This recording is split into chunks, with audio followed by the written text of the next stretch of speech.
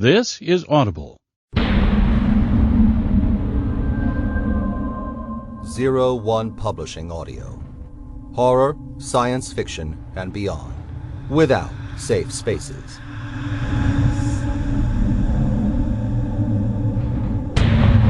For more information, visit www.01publishing.com.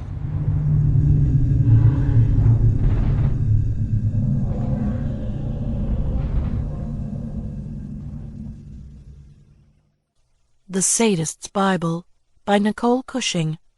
Narrated by Julia Duval. Copyright 2017 by 01 Publishing. The Covenant. Do you really think you're ready to die? I don't want you chickening out on me.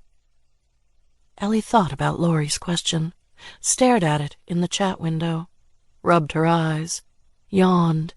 It was late. She should start packing, but she had to see this through. It was simply too important a conversation to cut short. The click-clack of keys on her ancient laptop sounded like grinding teeth as they churned out her reply. There's nothing here for me, so why not? I mean, I'm damned anyway. I think it will be awesome. Dying is the most intimate thing two people can do together. Ellie paused. Let that sink in. Lori had a way with words. She was younger, but seemed so smart. Could have made it into college, but hadn't even applied. Should have gone into advertising. She could make even the most outrageous thought sound believable. Was she right? Was dying the most intimate act two people could share? Ellie wasn't sure. She started typing. But before we die there will be, well, you know. I will ravish you before. We will suck things and lick things and poke things and probe things. Just thinking about it makes me want to jill off. You won't die a virgin. I'm not a virgin. I'm almost old enough to be your mother. She hit the enter key and thought about what she was going to say next. Something pithy and sexy and... Lori's next message plopped into the window, interrupting her train of thought. We're only 13 years apart. That's not old enough to be my mom, but maybe it is out where you live. Anyway, I know you're not a virgin. You've had cock, but not pussy. You're a girl-gin. Very well. You won't die a girl-gin. Ellie's eyes focused on a single word. Die. Her heart pounded. The muscles in her arms stiffened. She took a deep breath, absorbing the finality of it. How could Lori chat about it so casually? They'd talked about this for weeks. Now she was getting ready to make it real, to pack, to leave, to never come back. I think I love you, Lori. 10 seconds passed, 20, 30, then finally the message. It wasn't what Ellie had been waiting for. I want to make love to you, and I want to die with you. Ellie felt her face flush. Something inside her started to feel sick and broken. She pounded the keys more forcefully as she typed, Damn it, why can't you say that you love me too? Why is it so important that I say it? Because then I'll know I'm dying for love. You're dying for the same reason I am, to escape. You're escaping a stupid marriage you should have never agreed to, and I'm escaping, well, let's put it this way, a very bad man, someone who won't ever stop torturing me unless I'm permanently out of reach. So it's not about love. I'm not being mean, just honest. Anything else is self-delusion. Ellie thought back to the last 19 years with Jessie. A stupid marriage? Yes, she thought. Lori was right. Lori was always right, wasn't she? She was so much younger than Ellie, but far more brave about pursuing what she needed. Lori was still in her 20s, but had already made peace with death and figured out her own sexuality. Ellie envied her. The marriage had indeed been stupid, self-deluding. Mother liked Jessie and encouraged her to date him simply because he was a guy, and the dates were enough to encourage her to wear makeup and fix her hair. Mother never thought she looked girly enough. A date turned into two, turned into a proposal, turned into a wedding right out of high school. Everyone thought she was pregnant, but she wasn't. That was the ironic part. everyone gossiping that she must have gotten knocked up, when in fact she was a virgin on her wedding day. That said, she'd thought she wanted a child, once, but there had been many problems. When she turned 35, they both decided against continuing the expensive fertility treatments. Jesse had started volunteering as the Sunday school superintendent at church. He'd told her he felt called into this ministry as a way to soften the blow of being childless. He'd brought her on board as a teacher. She'd joined in the get-togethers attended by all the other church ladies, too. She was the only one whose hair wasn't gray. They sipped coffee and read the Bible and lamented the number of women in modern society who sported tattoos. Sometimes she'd joined in with their tattoo bashing just to feel included. Yes, Ellie was forced to agree with Lori.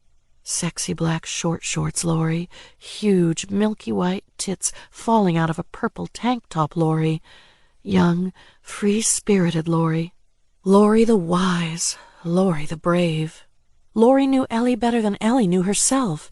She revealed to Ellie that she was choosing to die because it offered the only apparent escape from a life that had been created for her, rather than by her.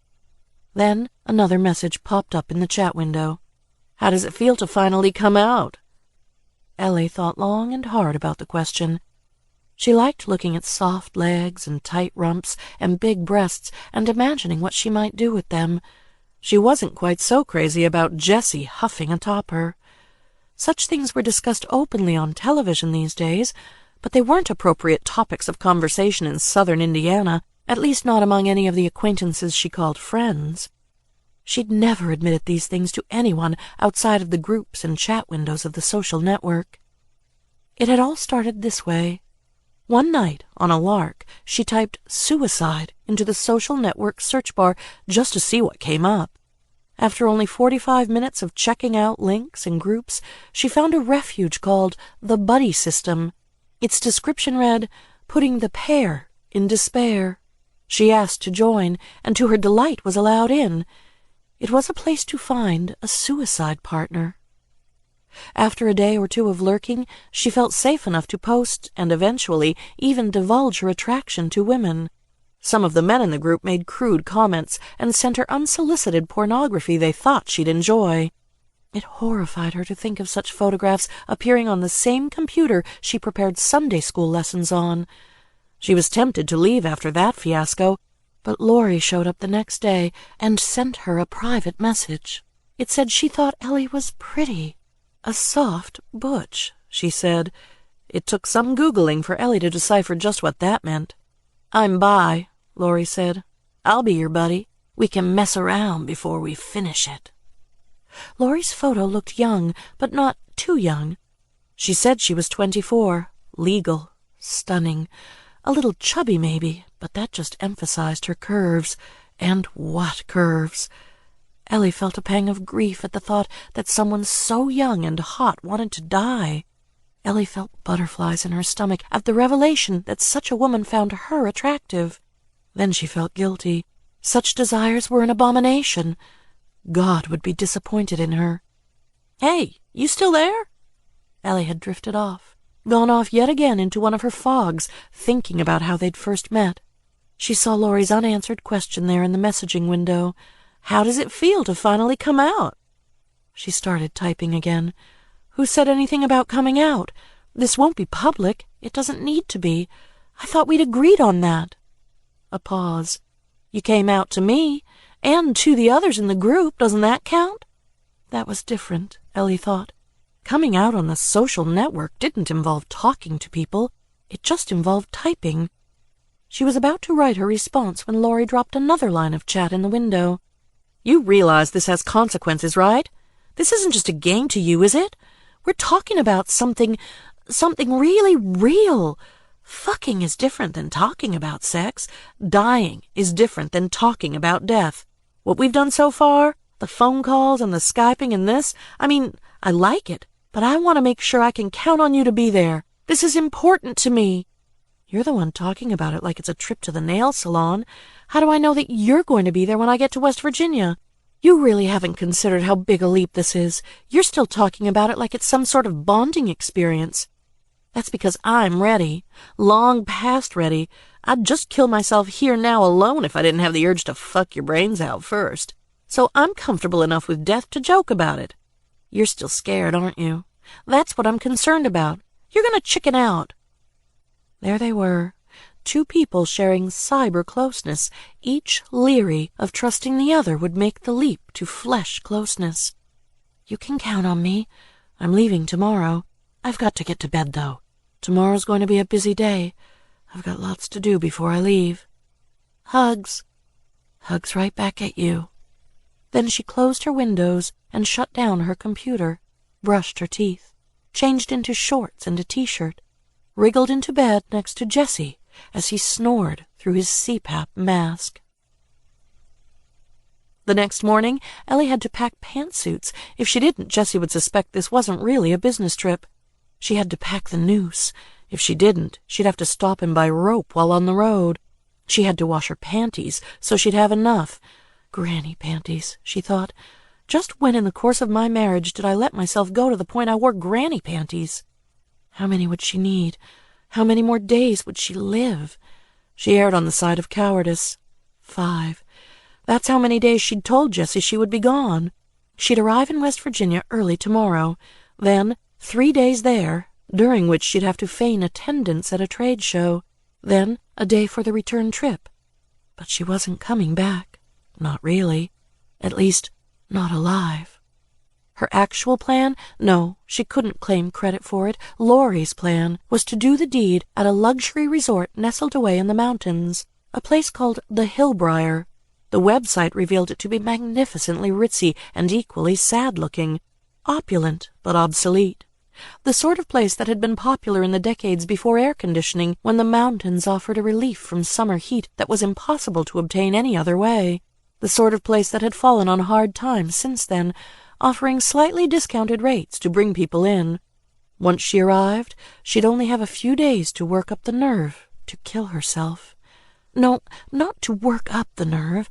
A few days to get drunk and, hell, maybe even try some drugs for the first time and let the chemicals dissolve any lingering resistance like so much liquid plumber eating through clogged pipes.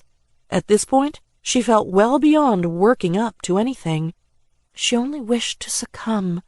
The Hillbriar had a reputation as an oasis of decadence in the midst of rural poverty. Where better to succumb to the inertia of her own perversity? Where better to let it carry her down to where it had always been tugging her? Succumb. Succubus. Lori was the succubus she'd succumb to. They'd make love for the first and only time, and then, without so much as a shower or a prayer for forgiveness, they'd die. If all went as planned, they'd remember to place the Do Not Disturb sign on the door, and the hotel staff wouldn't discover them for a few days. There'd be bloating and rope and decay and flies intermingled with the scent of sex. The Hillbriar people would be shocked. She and Lori didn't enjoy the idea of shocking people, though. That wasn't the point. The point was that they shared two unspeakable urges that demanded to be satisfied. Would it make the news? She didn't know. A double suicide at the Hillbriar would be out of the ordinary, of course, but neither she nor Lori were from West Virginia. No one in the town would know or care about them. That would discourage local news coverage. The sex aspect would grant the story a certain edginess. But would the media report that part? Given that she was married to a man, wouldn't they withhold that information? For his sake? The hotel would see it as a scandal and would try to keep things hush-hush, and the hotel owners likely had enough money and local influence to ensure things were kept hush-hush. Besides, it wasn't as though she was a celebrity with actual character worth assassinating. She was just a saleswoman for a barge-building company on the Ohio River. She looked and sounded no different than any other woman who'd spent her life in southern Indiana. She'd lived without fanfare. Her house looked like every other house in her subdivision. Her hair looked like every other coiffed head in her subdivision. She dressed without fanfare. She dreamed without fanfare. It seemed to be the only way to live. Would she die without fanfare?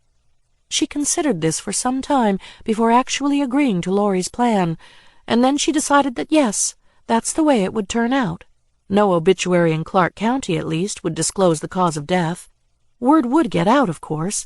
It couldn't be kept totally quiet, but no one at the funeral would mention it. This, she imagined, would lead to a certain tension, the weight of the secret on all of them. Serves 'em right, she thought. If I have to die for my secret, the least they could do is acquire one of their own. A mental image came to her. The pastor, his entourage of church ladies, and Jessie making small talk around her coffin. Everyone's careful to avoid mentioning the S word. They're walking on eggshells, haunted by the unspeakable. Live with it, she thought. Feel that weight on your shoulders, the tightness in your head? That's what having a secret feels like. Live with it. Then there'd be the flipping of calendars. Months, years, until one day her life would be so little remembered that it would be as though she'd never been born.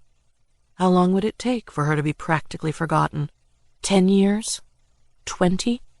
Surely not much longer. But first, she had to finish packing the pantsuits. Finish washing her panties. In Portsmouth, Virginia, Lori wrapped a powder-blue housecoat belt around her neck and started to jill off.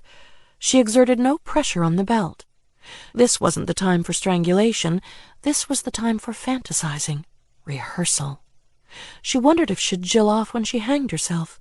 Would she find suicide erotic? Would there be an instinct for self-preservation that would lead her to flail her hands up to the rope? Or would she defy the odds and have the presence of mind to go out while getting off? She liked the sheer boldness of the idea, the perversity. In the whole history of womankind, had anyone masturbated during a suicide attempt? Possibly. They'd both have to jill off to up the ante. Surely in the entire history of the world, no 2 adulterous women hanged and pleasured themselves simultaneously. There was so much to do to get ready for it all. Packing, mapping things out on GPS, getting cash out of the bank. She chided herself. No, don't think about the preparations, not now. Think of the payoff, the high of dying, the orgasm of death throes, the escape. Think of that. Think of that. That's the pleasurable part. Don't start worrying and fuck up this moment. Don't start thinking about the baby. She hadn't told Ellie she was a mother. That would have only complicated matters. Ellie would never have gone along with any of this if she'd known a child was involved. But of course, the baby would have to go with her. She would kill the baby. Then she and Ellie would kill themselves. And that way the baby's father could no longer torment her. She would go to hell for her multiple sins. She would be tortured eternally. And yet, torture was a given, wasn't it? Life was torture. It had never been anything else. So what did she have to lose? And besides, she suspected that hell's torture would be less painful than that dished out by her baby's father. At the very least, it would introduce some novelty into the equation. His torture never changed. Every week he came to visit her and inflicted the same sadistic routine, melted her lips together so she couldn't scream, lopped off her arms with the sheer power of his thoughts, and his body was literally on fire, but wasn't consumed. His cock was literally on fire, but not consumed, and he shoved it up her ass and then up her cunt, and the sour, smoky stench of her own burning holes made her want to faint, but she couldn't, and each hole would be blistered and scorched from the flames, but that didn't stop him, and his cum was like boiling oil that commingled with the weeping of her blisters, and his kisses were like the stings of a jellyfish, and his touch turned her skin into black carbon and gray ash, and he'd slap her and punch her and fracture her ribs, and she should have passed out, but she couldn't, and she wanted to die, but she couldn't. And when it was all over, he'd heal her injuries, and he'd whisper in her ear that he'd be back next Sunday to do it all over again. And for the rest of the week, Lori would relive it all in her nightmares. Her baby's father was God. God fucked her. God punished her. It was said that hell was the only place that provided eternal separation from God, so Lori would arrange things so she would go there. Even if the suicide wouldn't land her there, the homicide surely would. And the baby, His baby, who should have never come into existence anyway, would be put out of his misery. Yes, she would fuck God over, kill his offspring, cheat on him with a woman, escape, maybe even manage to humiliate him in the process. All of this would turn out to be a magnificent fuck you to the Almighty. The only question was, could she pull this off? There were risks of getting caught. Yes, he could read her thoughts. He knew her every desire, but she wasn't his only concubine. He'd told her she was only one of many. He couldn't keep tabs on all of them at once, could he? If she was lucky, he'd be paying attention to the others during her escape. But first, Lori would have to go to Mom and Dad's house to take the baby away. That would be a treacherous step in the journey. Mom and Dad would fight her, but she knew she was up to it. But no, don't think about such chores. Chill the fuck out, girl. Chill the fuck out. She had a couple of Xanax pills in her nightstand.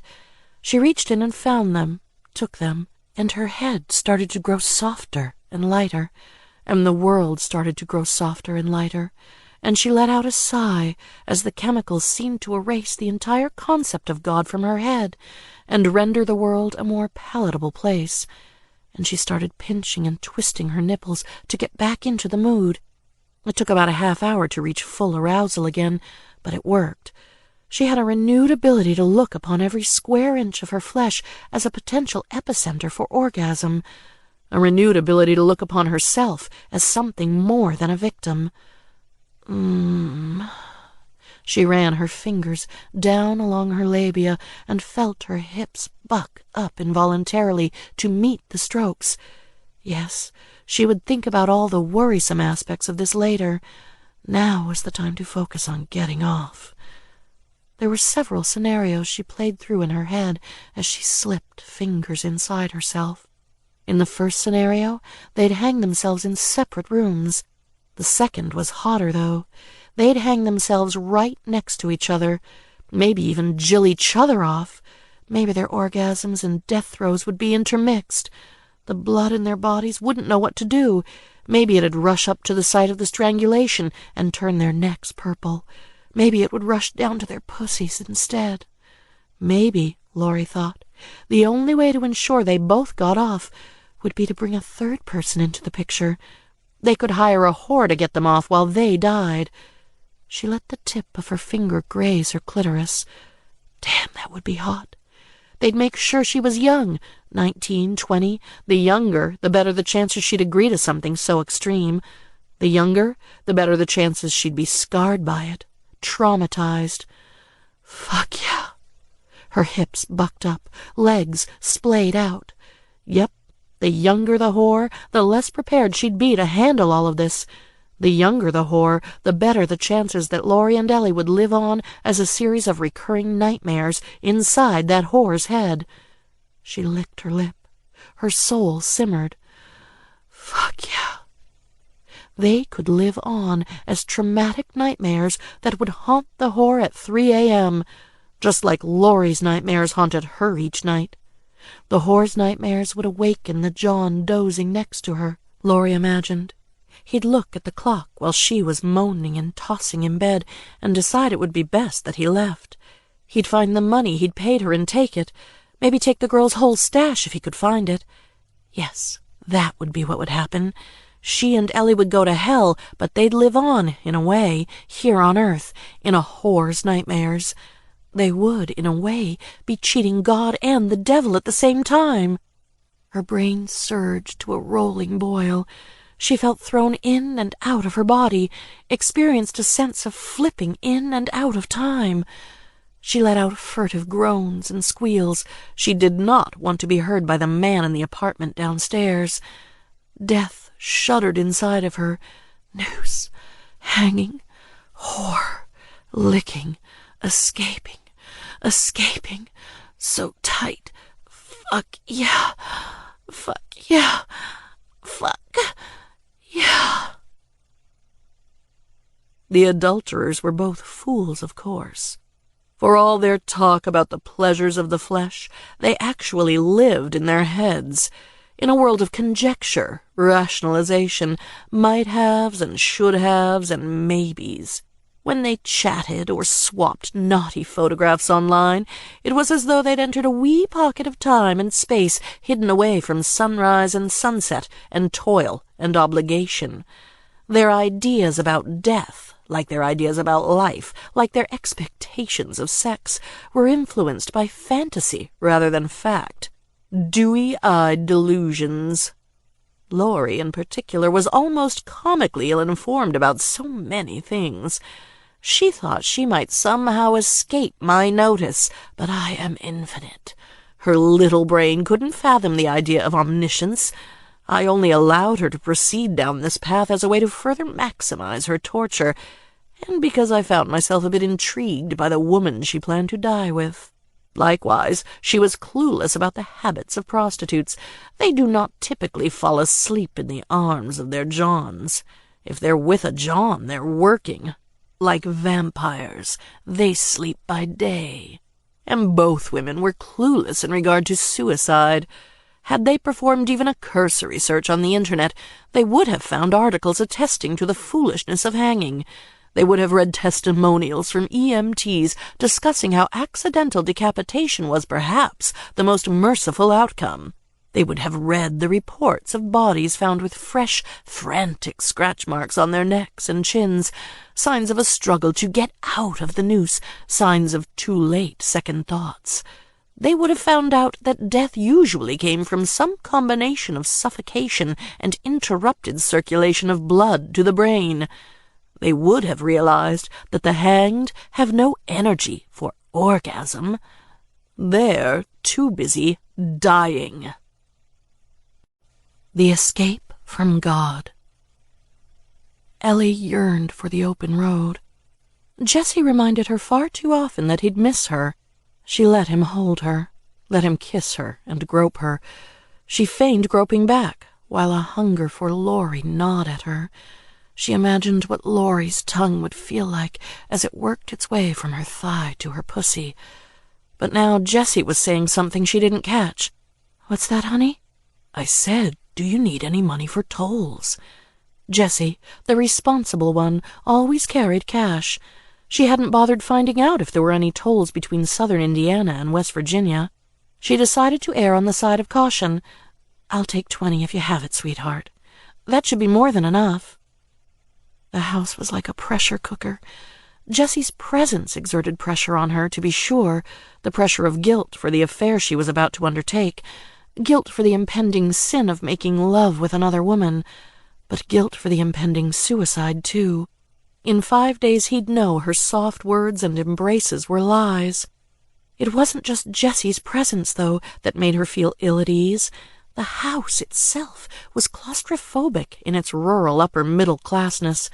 The porcelain cherubs on the coffee table, the wedding pictures, the crisp neatness, the rose-colored love seat, the paintings of the falls of the Ohio, the paintings of Jesus, the photographs of mothers and fathers and siblings and grandparents and cousins on the walls, the way they were like an assembly of generations hovering over her with grim expectations. "Yes," they seemed to say, "we're so glad you had the decency to get married. But what about children? Where are the baby pictures to hang on these walls alongside us? Breed, continue the chain." Expectations unmet. Pressure. Enough to make Ellie feel clammy. She cleared her throat. "Time for me to go, love." "I suppose," Jessie said. "I can't keep you here forever. The trade show beckons. Give me a call when you stop for the night." I was thinking of driving straight through." "Aren't you leaving a bit late in the day for that?" "I'm sorry." "Sorry?" "I mean, I always try to leave for trips early, but I never get my act together to leave early." "You ask me, they should have paid for a train ticket. By the time you add up the gas and the expense of the hotel, it doesn't make a lot of sense to drive all that way." Think fast, think fast, think fast. Makes all the sense in the world if you want to squeeze 2 trips into one. They want me to give a presentation to a company in Cincinnati that's in the market for a new barge. Their office is along the way. "And they can't just meet you at the trade show?" "Well, you know how these companies are." Jessie shook his head. "They don't treat you good, Ellie. You know that, right?" I don't see why you can't do a lot of these pitches over the internet. Isn't that what Skype's for? I'm sorry, Jessie. I'll put my foot down after this. No more traveling. At least not for a while. Promise me you'll stop and get a room tonight. You don't need to be on the road all that time. He was correct, of course. It was already 5:30. It would take about 6 hours to travel to the Hillbriar, not counting bathroom and meal breaks. She'd been up doing laundry and last-minute packing at 5 a.m. It was the best time to smuggle the noose out of the basement and into her bag. She'd be ready to go to bed after just a few hours on the road. Things never came together as planned. She'd had too many loose ends to tie up before leaving. On top of all the packing and laundry, she'd indulged in having lunch with Alice, the co-worker she was fond of. The one Ellie suspected might also... They'd both ordered grilled chicken sandwiches at Big Boy. Their hands grazed against each other when they both reached for the check. They'd forgotten to ask for separate ones. Alice insisted on treating. Ellie felt herself blush. She giggled. "Blushing, Ellie Mae?" Alice said. Alice was always calling her that. "You've been goofy this whole time. I think the waiter slipped some rum into your sweet tea." Ellie had started to imagine that they were dating, that Alice was trying to be chivalrous by paying. That's why she'd blushed. But she couldn't just come out and say that.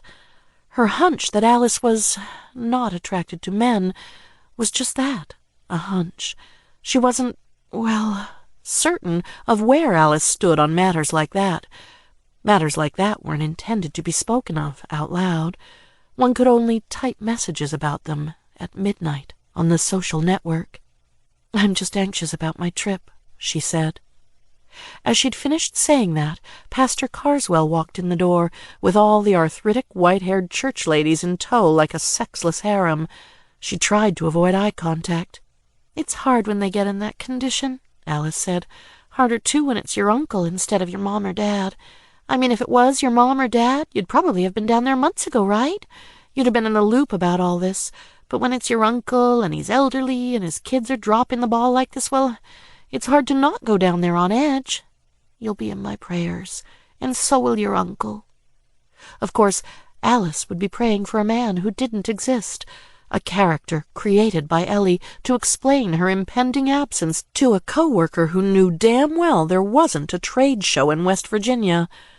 2 lies told, each custom-made for its recipient. Ellie caught a furtive glance of Pastor Carswell. His ears had perked up when Alice mentioned prayers, and he'd turned his chubby neck in their direction as far as the rolls of flab would allow, like he had some sort of super hearing that could sense the dropping of church lingo even in the din of a crowded restaurant. If he'd overheard the story about the uncle, complications would ensue. He might talk to Jessie about it, and Jessie would ask for an explanation, and then she'd be caught in her lie. Fortunately, the hostess greeted the pastor at just that moment and led him to a roomy table of 8 off in a corner, a safe distance from her small booth. The delicate web of lies wouldn't be broken. The crisis had been averted. "Ellie?" Jessie had been saying something to her, but she hadn't replied. When she realized this, she mumbled a half-hearted apology. "You feeling okay?" I guess I'm just preoccupied is all, with the trade show." Jessie grimaced. "Maybe you shouldn't go. It seems like this job has you wound up lately. You work your ass off for these folks, preparing presentations for them until 1 or 2 a.m. Maybe this should be where you draw the line. Maybe there are some things more important than selling river barges. You know that we could get by on my salary alone if we needed to. You've always talked about how you wanted to get more involved in activities at church. You could do that. It wouldn't be like you'd be sitting on your ass doing nothing. You could keep yourself busy with volunteer work." Panic. "He's trying to stop me. Does he know? Does he know? Does he... No!" It came out louder than she'd planned it, with more bitterness. Jessie took half a step back. He looked at her with confusion. With disgust? I'm sorry," Ellie said. We can talk about this, about my leaving the company, when I get back. But I have to do this. You have to understand, there's no way I'm backing out now." And she didn't back out. She gave him one last perfunctory hug and slipped out the door with a quick but clumsy shuffle. She marched to their Scion and groaned as she loaded it with her one big suitcase. It was the car they'd gotten years ago because it could accommodate a family. The car that only ended up accommodating Jessie's camping gear and her luggage. The car that squealed its wheels as it left the driveway. She felt self-conscious about the noise. Across the street, the Evansons were returning from work. Mrs. Evanson stared at her and frowned. Then her wheels squealed yet again, this time as she braked. In her haste, she'd nearly run over the Hamiltons' 4-year-old son. The boy looked up at her, wide-eyed, from his tricycle. Mrs. Hamilton rushed out her front door to survey the situation. Ellie had no choice but to wait while the boy's sausagey legs worked the pedals of his trike to get out of the street. The mother gave Ellie the hairy eyeball. When the boy had gotten back onto the sidewalk, she started to march out of her yard toward the Scion. "Hey!" she bellowed. "Hey!" Ellie cringed and pretended not to hear Mrs. Hamilton. The Scion coasted onward at 15 miles per hour. "Hey!" the voice demanded from behind her. "Hey! You come back here! Hey! Hey!" Ellie kept going. "You watch where you're going from now on!" She felt the weight of the near miss on her brow. She forced herself to examine the road and the sidewalks, intensely study them, to make certain no other children were in her path. What, she wondered, would it sound like to run a little boy over? Her brain started to stitch together an alternate version of events. Had I hit him, it would have probably sounded like I'd just hit a dog, except for the added noise of the crushed tricycle. There would have been lots of crunching and scraping and clanging and scratching noises. Would the boy have cried? I'm so glad I didn't have to hear that. What must it be like for people who accidentally run over kids? They must spend the rest of their lives hated and despised. Do they move someplace else? Start over? No, silly, they went to jail. No, not jail. Prison. Went there for a few decades and then, only then, started over someplace else, crawling through each day meekly and praying to never have their past discovered and... A horn blared behind her. She'd reached the stoplight at the main exit from the subdivision. She'd been there long enough for it to turn green, and the car behind her was impatient to get moving. And I, she thought, am just as impatient, right? I don't want to stay in this town any longer than needed. I want to go to the Hillbriar. Why had they chosen a luxury resort in Leonard's Reach, West Virginia? That had been Lori's idea. The Hillbriar was roughly halfway between their two homes, though about an hour closer for Lori. It was sufficiently far away to seem like it was another world, but close enough so that it didn't require airfare. Lori had told her that the words luxury and West Virginia were so rarely used in the same sentence that she had to check it out. It suggests the ideal combination of romance and degeneracy, she'd said. This had led Ellie to the dictionary to look up degeneracy. When she read the definition, she felt it had been the right word. Degenerate meant having lost qualities that were desirable, whether they were physical qualities, mental qualities, or moral qualities. The dictionary said the word meant showing evidence of decline, or it meant having reverted to a simpler form as a result of losing a complex or adaptive structure present in an ancestral form. Going from good to bad, Ellie reasoned. That was the gist of it. Going from moral to immoral. From being godly to being like an animal. Yes, the word made sense. But Ellie was more occupied with practical concerns. She wanted to do it someplace away from southern Indiana, far away from the nearest city, Louisville, too. She didn't want anyone she knew, or anyone related to anyone she knew, or anyone who worked with someone she was related to finding her body. The only way to ensure that was to leave the region. The GPS told her that she had to cross the Ohio River Bridge into Kentucky. She already knew that, but it didn't mean she could let herself daydream.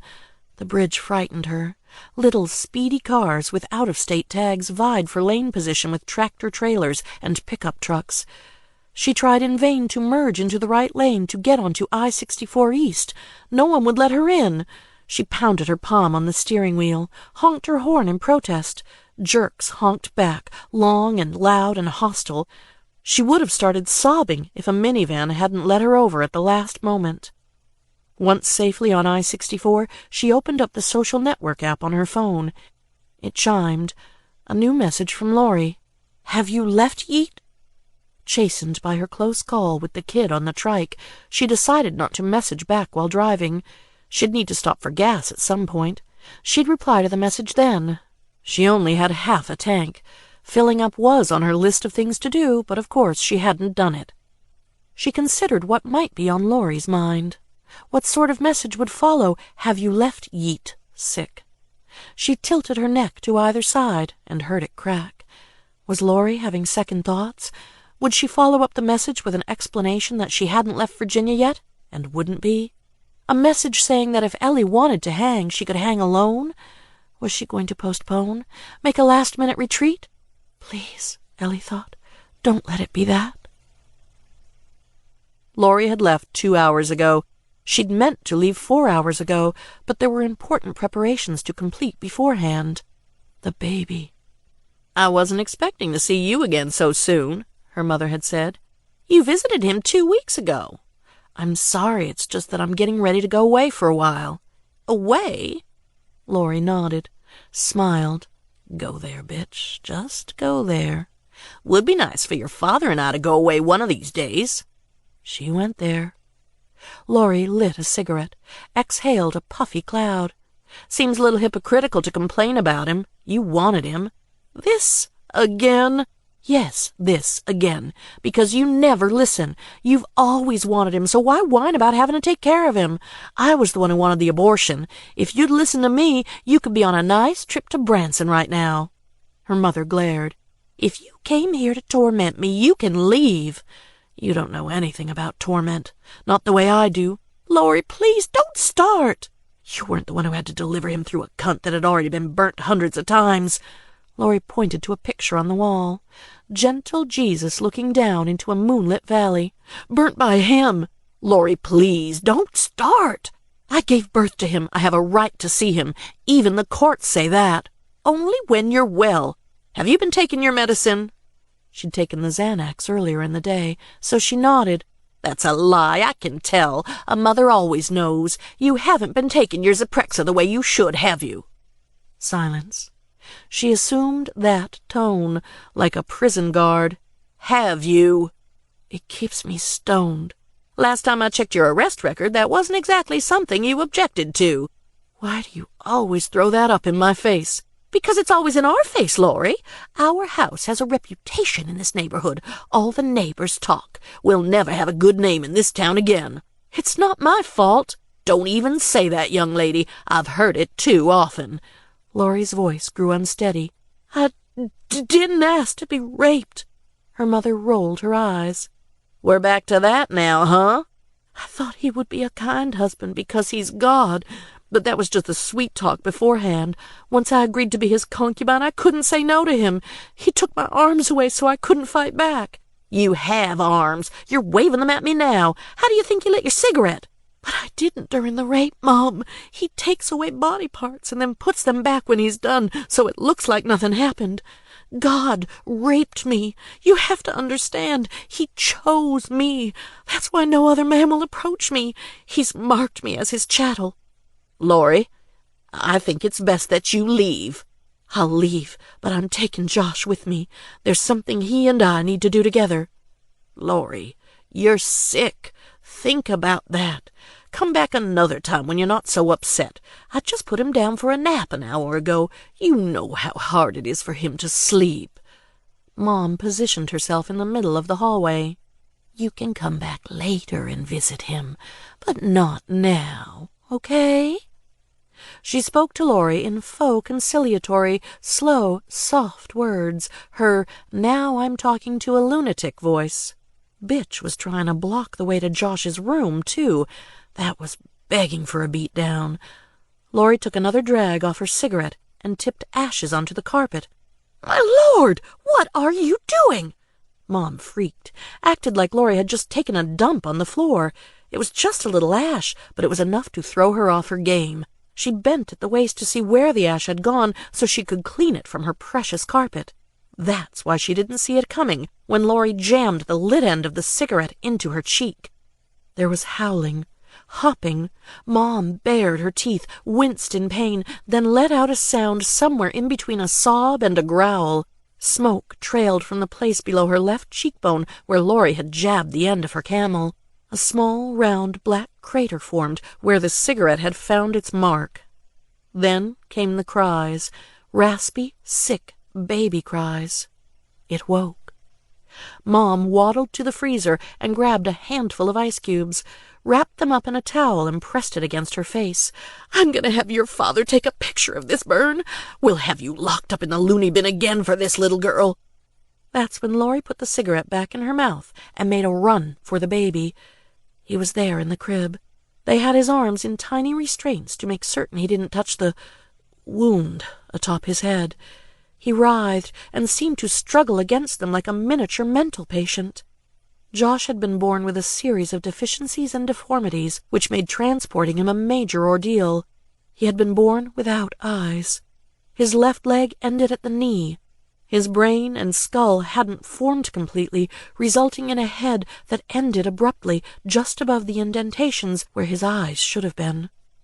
The doctor said that while he would be able to breathe, piss, and shit, he wouldn't be able to think or feel. Not really.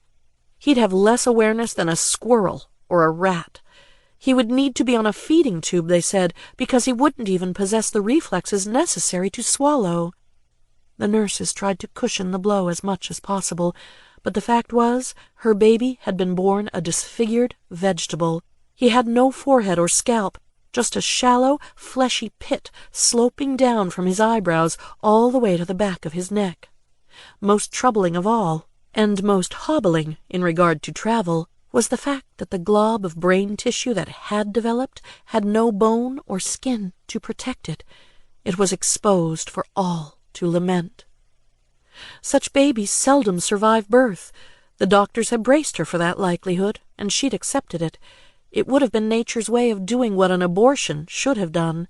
But when little Josh emerged alive, and even more surprisingly stayed that way, the doctors wrapped his exposed brain tissue in a special protective latex coating. It had to be periodically replaced. Visiting nurses came to Mom's house and did the replacing. They'd told everyone that, for his own safety, the child should never be moved, except in an emergency. But of course, this was an emergency. There were medicines in tiny bottles with tiny droppers on the nightstand next to the crib, but Lori didn't grab any of them. Where she was taking the baby, it wouldn't need them. It would be better off this way. She tucked him in her arms, held him close to her breasts, and dashed to the hallway. Mom stood at the end, still holding the ice to her cheek. "For God's sake, put him down! You don't know how to care for him!" "I know exactly how to care for it. I'm going to do something for it that should have been done a long time ago. Now get out of the way!" The baby let out a brittle groan and shook its newly freed arms. Mom pulled a cell phone out of her pocket, pushed 3 buttons, paused, caught her breath. "Yes, my daughter's mentally ill and she's going to kidnap her infant son. Hurry!" "You bitch!" Lori lowered her head and charged. "Move out of the way!" Mom's voice broke as she let out a confused wail. She flailed her arms and dropped her ice, but stood her ground. During the collision, Lori heard cracking and crunching noises, then a sound like a breaking water balloon. The latex brain covering had been ripped open, and the baby's shoulders and neck hung askew. It screamed in Lori's arms. She kept running, out of the living room, out the front door. She had no car seat. This was not an oversight. The things she'd taken from her mother's house wouldn't need one. She opened the trunk of her Camry and plopped it inside. That way its cries weren't so loud. When she stopped for gas, she cranked up her radio to drown them out. After filling her tank, she checked her phone. Ellie was logged in. Was she still at home, sitting in front of her laptop? Sometimes she stayed logged in on her phone. That had to be it. If not, it didn't bode well. Lori needed to know, so she asked, "Have you left yet?" She looked down at the message. A typo. Fuck it. Ellie stopped for gas and food in Winchester, Kentucky. The sun had started to set. The previously gray, grim stretch of highway took on a pleasing, soft orange hue. The sunset leaked through the window of the restaurant, staining her hands orange. It caused a glare on her cell phone screen. She had to shift so she could see the correct buttons to push as she typed her message. On the road for a little over an hour now, stopping for dinner. I know you don't like me saying this, but I love you." She smiled. It was as though there were a million little windows in her brain. Sending a message to Lori made her feel like all of them had been opened to let in fresh air. She took a long sip of her pop. She needed a little caffeine. She heard a loud whirring. A grimy plastic mannequin hand set a plate of fried chicken, mashed potatoes, and green beans down in front of her. Startled, she flinched and hid her phone so no one would see the screen. She looked up. The waiter who brought her food wasn't the same one who'd taken her order.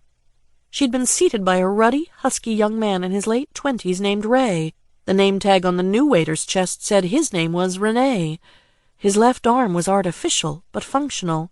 From all the whirring, she presumed there were gears and/or electronics inside the plastic that gave it the capacity for movement. There was a massive sinkhole in his skull just over his left eyebrow. He had no bottom lip, but spoke to her anyway. She didn't want to tell the poor soul she didn't understand him. It would have been useless. He spoke as though afflicted with a mouthful of marbles. No matter how many times she asked him to repeat himself, 3, 4, 10, 20, she wouldn't have comprehended a single word escaping his mouth. So she smiled and nodded instead. Apparently satisfied, he limped off toward the kitchen. In the past, she wouldn't have ordered fried food, but given she had less than a week to live, she decided she'd let herself gain a few pounds. The chicken was hot to the touch and scalded the roof of her mouth when she bit into it. She grabbed a napkin to wipe the grease off her fingers. It was like the chicken leg was sweating grease, but the grease tasted good. She dug her teeth in deeper and found the meat was reluctant to leave the bone. She held on tighter with her teeth and jerked her chin to give her bite additional strength. The poultry yielded. Now the chicken flesh was simply warm and moist and tender. No longer did it burn. She let out an involuntary, full-mouthed sigh. The chicken had been well seasoned and well fried. She swallowed before she'd fully chewed it up, and the meat proved too big for her esophagus. She felt a fullness in her throat. She wasn't able to swallow. In the interim, she stared at her plate, embarrassed. Renee poured a fresh supply of Coke into her glass. She took a sip from it, hoping it would help. Instead, she just felt the pop fall on top of the chicken, weighing it down further, but not helping it pass through. Now they both clogged her esophagus. Now there was greater pressure inside of her. She relaxed and took a deep breath, felt a tightness in her forehead and tension in her nerves. She let herself breathe, slowly, in, out. The food went down, slipped away down the slide of her innards. Relieved, she sought to fill herself once again. She tore into the disembodied appendage in front of her, nibbling at tendons and ligaments to get the last bit of meat hidden behind them. When through, she surveyed the aftermath. The chicken bones and shreds of skin and tiny wisps of mashed potato too small to go after, and the juice that had leaked out of the green beans. She wanted more, but knew she should get on the road. She looked out the window. The world was no longer orange-tinted. Twilight had arrived. Fluorescent street lamps flickered into life by the roadside. As Renee passed by her table, she raised her hand. I'm ready for my check," she said. He stopped, looked at her plate, and seemed to grin with nonsensical approval. Then he limped off toward the cash register. As she dug into her purse for her wallet, Renee placed the check on the table. When she looked up again, he was limping through the kitchen's swinging double doors, muttering to himself. As it turned out, 2 pieces of paper were on the table. One was a computer-generated check informing her she owed Johnny's Chicken House $11.47. The other was a note written on lined paper, scrawled in a barely legible hand. "Your plans are not those of God. This is your only warning. Turn back. Proceed past this point, and you shall be damned with blessings. No plan for non-existence ever works. The arc of the universe is long, but bends toward degeneracy." She trembled. How did he know? He saw. That's how. He must have glanced at her screen before she could hide it and gathered that she loved Lori. And yet, how did that explain the later comments? What did he mean by damned with blessings? How did he know she planned to die? And what in heaven's name was the meaning of that last line? She found it truly puzzling. She'd only recently found out the meaning of the word degeneracy. Through the first 37.5 years of her life, she hadn't heard or seen the word. Now she'd been exposed to it twice in the last month. Peculiar. She placed her credit card on the table, over the check. When Renee returned, she would have a chat with him about his rudeness. He could communicate in writing, if not with speech. If necessary, she would force him to write down his answers to her queries. She would demand to know why he'd written her such a nasty note. Then she would complain to the manager. It was all well and good for the restaurant to hire a severely disabled man to wait tables. Some states gave tax breaks for such hiring, and, in principle, Ellie was for it. But this man's handicap clearly didn't stop with his limp, or his speech impediment, or his missing hand, or the dent in his forehead. It was internal as well. He was clearly insane, and hell-bent on forcing his delusions on her. She fidgeted, held the note in her hands, reread it, belched, waited on Renee to take her payment. But the hand that reached down toward her credit card wasn't a mannequin hand. It was chubby and attached to a ruddy, husky young man in his late 20s named Ray. She was about to ask what had happened to Renee. She was about to demand he be reprimanded for writing such a venomous note. But when she looked down into her hands, she found no note at all, just a paper napkin that had been twisted into a miniature rope by anxious hands. I decided to give Eleanor a warning, by way of my angel Renee. She feared me, you see. Yes, Lori feared me too, but her fear was different. Lori's fear was a fear that followed on the heels of agreeing to serve as my concubine and failing to fully accept all the consequences of that status. The sort of fear that came from knowing, not from theory, but from experience, that if it were my whim, I could rob her of her arms and legs. I could change her shape into something incapable of disobedience. If it were my wish, I could dissolve all of her body except her breasts, her cunt, and her lovely face. She knew I had the ability and the right to stack one on top of the other and torture each in turn. Hers, too, was the fear that stemmed from having given birth to my begotten son. It was the terror that only came to those who'd carried my seed. Lori wasn't merely frightened of me. She was traumatized by me, and that trauma led her to despise me and attempt to defy me. Eleanor, on the other hand, feared me, not in my true presence, but on the basis of my reputation. It was a fear that led her to repress her sexual self for decades. It was a fear that led her to yearn for the ability to comply with the biblical commandments she falsely assumed were my actual wishes. She'd been led to believe that I loathe homosexuality because it is an abomination. But, as anyone who has ever taken a glance at my concubines and children can testify, I love nothing more than abomination. What do you think attracted me to Lori, in fact, if not for that abominable, deranged mind of hers? I love abominations so much that I can't help hoarding them in my harem, among my children. My domain is a palace of abominations.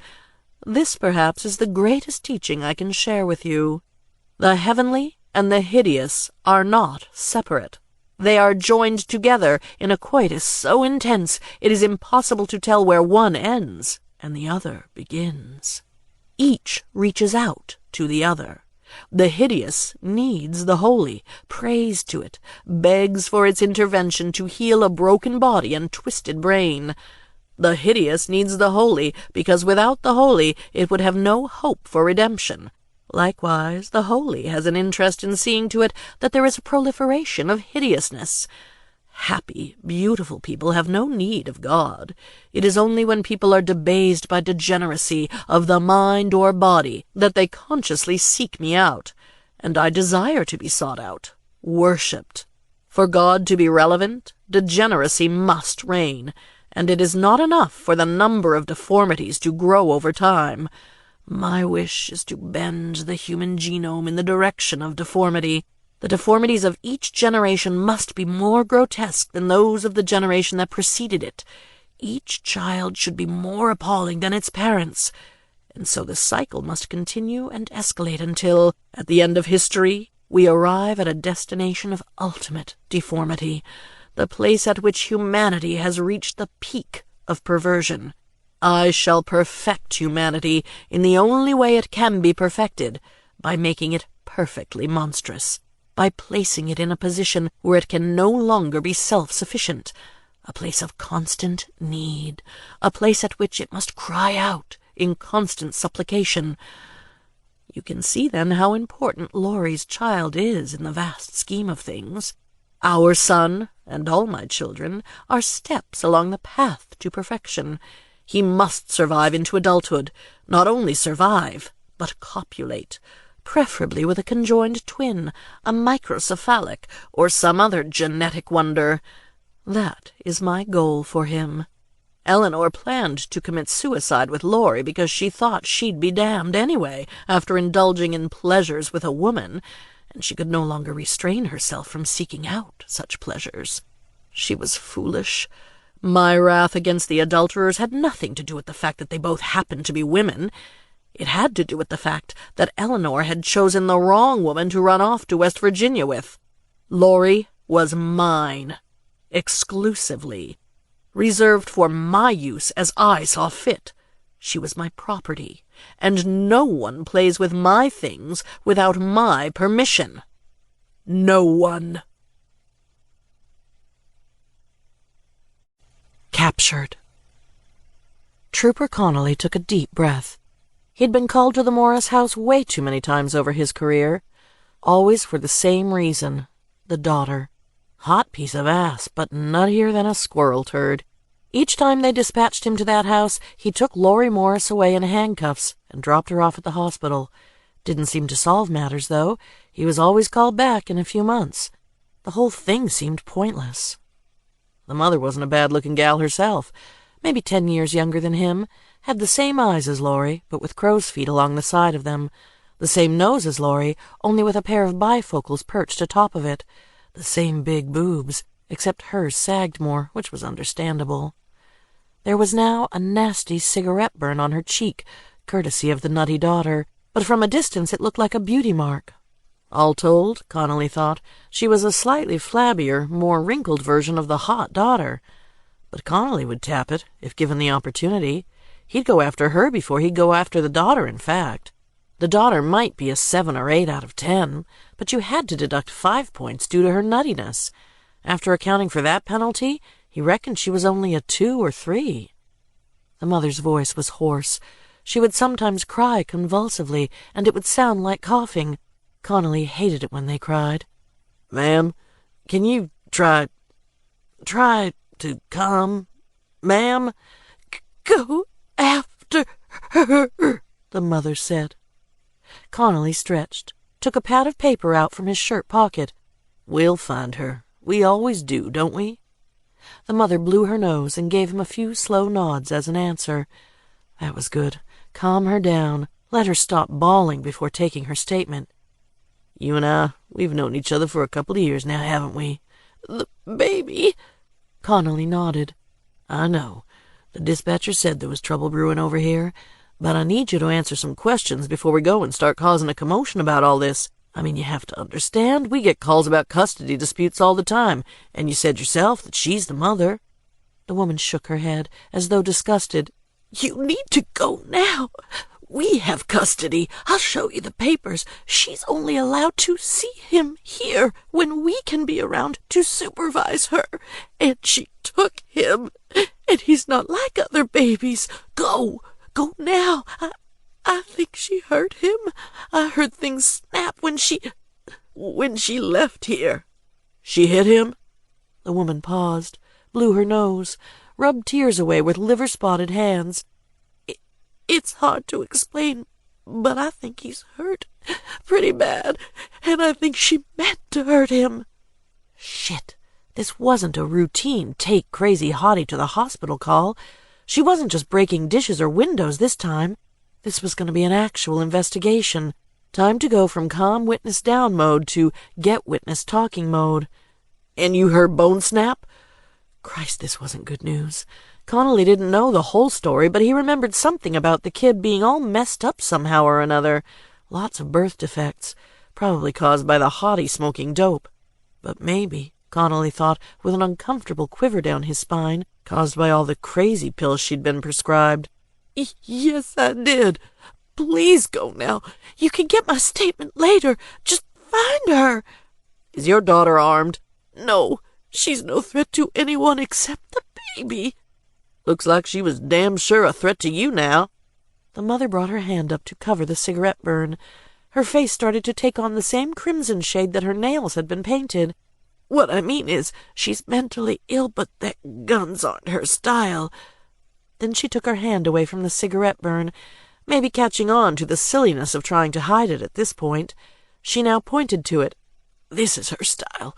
This and raking her nails over your face and maybe, with a man, giving a kick to the groin. Nasty stuff, but not lethal. So don't you go shooting at her, you hear? Just catch her. Put her away for a good long while this time. And, of course, there's the boy. Why, yes, of course. I mean, that's the main point. To get him medical attention. He's fragile. What's the child's name? He's only a baby. He doesn't answer to his name yet. Yes, ma'am, I'm aware of that, but for the paperwork I have to know his name. Joshua? And the baby's last name? The mother coughed. It's Morris. Joshua Morris. Lori never told us the name of the father, and no one ever came forward to claim paternity. The cop scribbled in his notepad. You said the baby was fragile. What do you mean? In detail, that is? The mother shifted in her seat, fidgeted. She was embarrassed. Of course she was. No one wanted to talk about shit like this. But Connolly knew this kind of thing tended to get taken more seriously if the kid was handicapped. Isn't he, well, special in some way? I hate to put it like this, but it might help get more sympathy for your situation with the courts and with the media, if they know all the details. He has several conditions. Probably the worst one is called anencephaly, a birth defect. He's quite vulnerable. His brain didn't form right in the womb. The skull and the brain didn't form right, that is. So he only has a tiny bit of brain tissue, and most of that is actually outside of his body because there's no skull to cover it. She bit her lip, blew her nose some more. He's too young right now to get any corrective surgery done, so he's supposed to have a special covering on his head where the skull should be to make sure his brain doesn't get injured. Kind of an artificial skull. They have to keep his arms restrained so he doesn't mess with it. He takes several medicines each day for this, When she took him, she didn't even take those with her. Connolly nodded, scribbled in his pad. The one thing I don't understand is why she injured the kid if she was wanting to kidnap him. I mean, if you don't mind me saying so, that doesn't make much sense. She smirked. It's not complicated, officer. Really, it isn't. She's a lunatic who claims Josh is the result of God raping her. Connolly cleared his throat, coughed. Yes, I know it's bizarre, but since she kidnapped her son, it probably will be good for you to know the whole story, no matter how embarrassing. She wanted to get an abortion because of this delusion. Obviously, we made certain that didn't happen. To be honest, I think she came here today wanting to kill her son. She was vague, but she said she wanted to do something she should have done a long time ago, and I wouldn't let her take him, Anyway, I think that's why she didn't care if she injured him. My gut tells me her ultimate plan is to kill him. That would have been a good thing to say to the dispatcher. Didn't I? I don't know. It was all so upsetting. I thought I'd mentioned it. Maybe I didn't. Maybe I... She whimpered, hunched over, and started to cry once again. Ma'am, I'm sorry. I didn't mean to upset you. Now listen, was he still alive when she left? Yes. But injured? Yes. Connolly looked up from his pad and examined everything he'd written, ran an anxious hand through his bristly flat top, cleared his throat. Any idea where she took off to? None. She said she was going on a trip. What kind of car does she drive? A white '89 Camry. Christ, Can't be going too far in that. The car only has 100,000 miles on it. We bought it for her from a widow who only drove it to church and back for the past 20 years. Gotcha. Any friends out of state? You know, people who might harbor her while she's on the run? She's not the kind of girl who makes friends. I'm sure you can understand that from having dealt with her before. She spent a lot of time talking to people on the computer, though. Good. Then her computer might give us some clues. Sure. By all means, have people search her apartment. Look at the computer. I'm certain you'll find all kinds of incriminating evidence. But most of all, save my grandson. There was screaming, and there was music, and there was night, and there was rain. The storm tap-danced across the top of the Toyota. Josh and the stereo seemed to be in a contest to see which was loudest. The bawling was shrill, high-pitched, and gurgly. Each time Lori nudged the volume dial to make the woman sing louder, the baby took its screaming to a new decibel level. It was screaming even louder than it had when she'd first taken it. She snapped and started screaming too. "Shut up! Shut up!" She could feel her throat burn after yelling, the way it used to burn after screaming at a concert. For a moment it seemed as though her voice would prevail as the loudest, but then it cracked under the weight of its own fury. She started to stammer and weep. "Why the fuck won't you die?" She'd gotten onto I-64 West 2 hours ago. All the crying should have worn out Josh's lungs. It couldn't have kept going on like this on such a limited air supply, yet it did. She wished her mother could see all this. Then she'd believe Josh was the son of God. Only its divine parentage could explain its continued survival. She looked at the wobbly needle tracing her speed. The Toyota had held up well, given its age, but its speedometer was no longer 100% accurate. It lurched forward and back erratically, even as she held the gas pedal down at a constant rate. All she could tell was that she was going somewhere in between 65 and 75 miles per hour. She knew just enough to feel assured she wouldn't get snared at any speed traps. She sure as fuck didn't need that right now. No cop would understand the necessity of putting her son in the trunk. A guy passed her on the left. Had to be going 90. He had the interior lights on, and he seemed to be fumbling for something. Looking into his car, through the downpour, was like looking at a melting oil painting. She could make out a rough outline of him. Even the night and the rain and the speed couldn't obscure the fact he was well muscled. She pulled even with him, turned on her own interior light, honked at him. He turned his interior light off. He didn't even look over at her, let alone honk back. When God had claimed her as one of his wives, he cast a spell on all the men of the world to prevent them from pursuing her. Maybe, she told herself, he's not looking because if he took his eyes off the road in this heavy rain, he'd be asking for trouble. But that was all wishful thinking. The truth was that God had chosen her, and she'd foolishly agreed to be chosen. Then he'd raped her. Then he'd marked her as his property. Then, just for good measure, he'd saddled her with a little piece of himself, a disfigured reminder of a monstrous night. Memories, like razor blades, started to slice trails through her brain. The sour, smoky stench of her own burning holes made her want to faint, but she couldn't, and each hole would be blistered and scorched from the flames, but that didn't stop him. No, not now. She couldn't think about that stuff now. Not while she was driving. She'd freak out if she let all the memories loose in her head while she was driving. She had a lore tab in her glove box. She took it. Then she turned the stereo volume up to the highest level, let the singer scream away the nightmarish past. The baby screamed louder. This had to end. The trunk wouldn't be enough to end it. The baby couldn't suffocate that way. It should have suffocated that way. Wouldn't any other baby have suffocated that way? Was air getting in? Was the trunk closed all the way? She'd hoped she could put the baby out of its misery, let it gradually lose consciousness from lack of oxygen. She'd thought the whole thing would be as painless as possible. She hadn't expected this. A brown sign along the roadway announced an upcoming state park, which one she couldn't read through the sheets of rain. Such places were typically nestled away in sparsely populated areas. No witnesses. She'd drive out there and bash the fucking kid's brains in. Hell yeah, just fling it against the asphalt over and over again. Gentle murder wasn't working. She'd have to be brutal. She took the exit and followed the curving road, drove over fallen branches, drove under a canopy of foliage so thick that, for a moment, there was a pause in the pounding on her car roof before the rain drumming started anew. There was a blur of road, and a blur of light, and a turn to the left, and a turn to the right, and then an animal, a fucking animal, the size of a deer, but looking more like a goat or a bull. No, having two heads, one of a goat and one of a bull, fucking standing there, soaked in the middle of the road.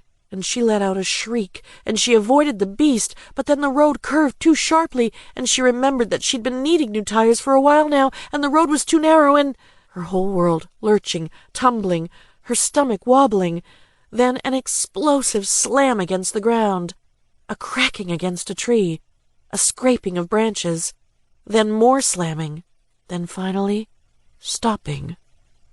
She tried to breathe, but only drew in about half her usual air. She smelled gasoline. She tried to get out, but she couldn't move. Even though there were no houses nearby, she instinctively tried to call out for help. She found she could not speak. But Josh still screamed. The radio still played. There was screaming, and there was music, and there was night, and there was rain. Then a rumbling in the back. Then a whirring. Deep, masculine grunts, murmurs. Someone else, another adult, in the wreckage with her. A man's voice shushing the baby. A man's voice cooing to the baby and then mumbling unintelligibly. Grunts. Then heavy feet hitting the ground. Steps. Feet limping through the brush. More whirring. Then the door flew open, torn off its hinges. More whirring as a flashlight burned in her face. She could only see the man holding it in silhouette. He looked less like a man than an eroded statue of one. He took the baby off of his shoulder and seemed to drop it. The night air held Josh aloft, though. He levitated, stopped crying, grunted, twirled around, weightless in midair. The figure holding the flashlight placed it back into his belt and took a pad of paper from his shirt pocket. In the faint shine of her headlights, Lori saw him get out a pen from behind his ear, start writing. Whir, whir, whir, went his hand as he wrote. When he'd finished writing, his hand whirred some more as he thrust the sheet close to her eyes. Then he got his flashlight out of his belt with his other hand, turned it on, and bent over, illuminating his poorly scrawled handwriting. "I was in the trunk, with your son, observing your crimes. I breathed the breath of God into his mouth, so he would not die. God knew your plans and sent me. You have violated his will. You have plotted to kill his son. You have sought to leave him. You are a fugitive from his justice. I shall take you body and soul back to your husband for discipline and mating. Your son shall live on so that he may bear witness to the true gospel. No plan for non-existence ever works. The arc of the universe is long, but bends towards degeneracy." Then the wreckage was no longer wreckage, but instead an unblemished police car. Lori's bones had been pulverized by the impact. Long patches of her skin had been ripped off. She lay in the back, behind the metal grating. She'd been there, in that space reserved for prisoners, so many times before. But that didn't make any of this more comfortable. Her baby was tucked away in a safety seat secured to the front. Red and blue swirled around her. She lost consciousness, coming to only briefly and sporadically in spasms of nightmare. First, the red and blue lights became red and blue stars. Then all was blackness again. Then strange new guides dragged her past fires, past half-human oddities perpetrating the most sadistic varieties of sodomy on one another. Then all was blackness again. Then she was in the throne room of a hideous heaven, filled with wailing angels and amputated wings. She lay broken, paralyzed, and mangled at the foot of God's throne. Then all was blackness again. And each time she blacked out, she lost a little more of her memory. The name of her hometown escaped her. Her own name escaped her. This rattled her, and she tried to focus on keeping her wits about her. The key was to remember that her plan had been to escape God by being sent to hell. The escape, that was the important thing. Perhaps there was still a way. When she awoke again, her husband sat on his throne, holding Josh in his arms as he spoke to her. "Behold the adulteress, the concubine of God, does now lay broken before her husband. Her crime was that she would not bow before my will, would not accept my torture. And now she shall forever dwell with me, prostrate before my glory. And I will know her in whole and in parts. I have already reassembled her into a more pleasing shape, a shape incapable of disobedience. She sought to kill herself, but I shall not let her die. Every breath will be torture for her, and I will heap punishment on top of that as oft as I feel the urge. And she shall continue to give birth to my children. Do you have anything to say for yourself, woman? Your new shape does not allow speech. Think the words, and I will hear them." Lori shunned the pain and fear from her consciousness so that God could hear her. Just send me to hell and be done with it. God stepped off his throne. His radiance burned her as he approached. "Is that what this was about? You wanted to go to hell? And you thought that killing our son and committing suicide would get you there? Away from me!" There was a burst of light, like an atom bomb in front of her, and suddenly God was the height of skyscrapers. He held her in his hand and lifted her up to his face. When he laughed, it was as though a flamethrower shot right over her. Yet as much as she begged for it, death did not come. Ellie felt like a wimp not driving straight through to the Hillbriar. She'd hoped the meal and the caffeine would give her some pep, but instead of infusing her with healthy, wholesome energy, they only fueled her anxiety, and she was old enough to know that once she reached a certain threshold of nervousness, her body tended to react by demanding she crash and reboot. She'd gotten far enough out into eastern Kentucky that she'd reached the foothills of the Appalachians. It was after dark now, and the mountains could not be seen, but from past travels she knew they surrounded her, stood tall over her, like a crowd of disapproving men. Decent accommodations were scarce this far out, but there was a state university in Moorhead. She could find a hotel there where she could stop for the night and get some rest. She could use her phone to see if Lori had sent her another message. If she had, then that would encourage her to move ahead with their plans.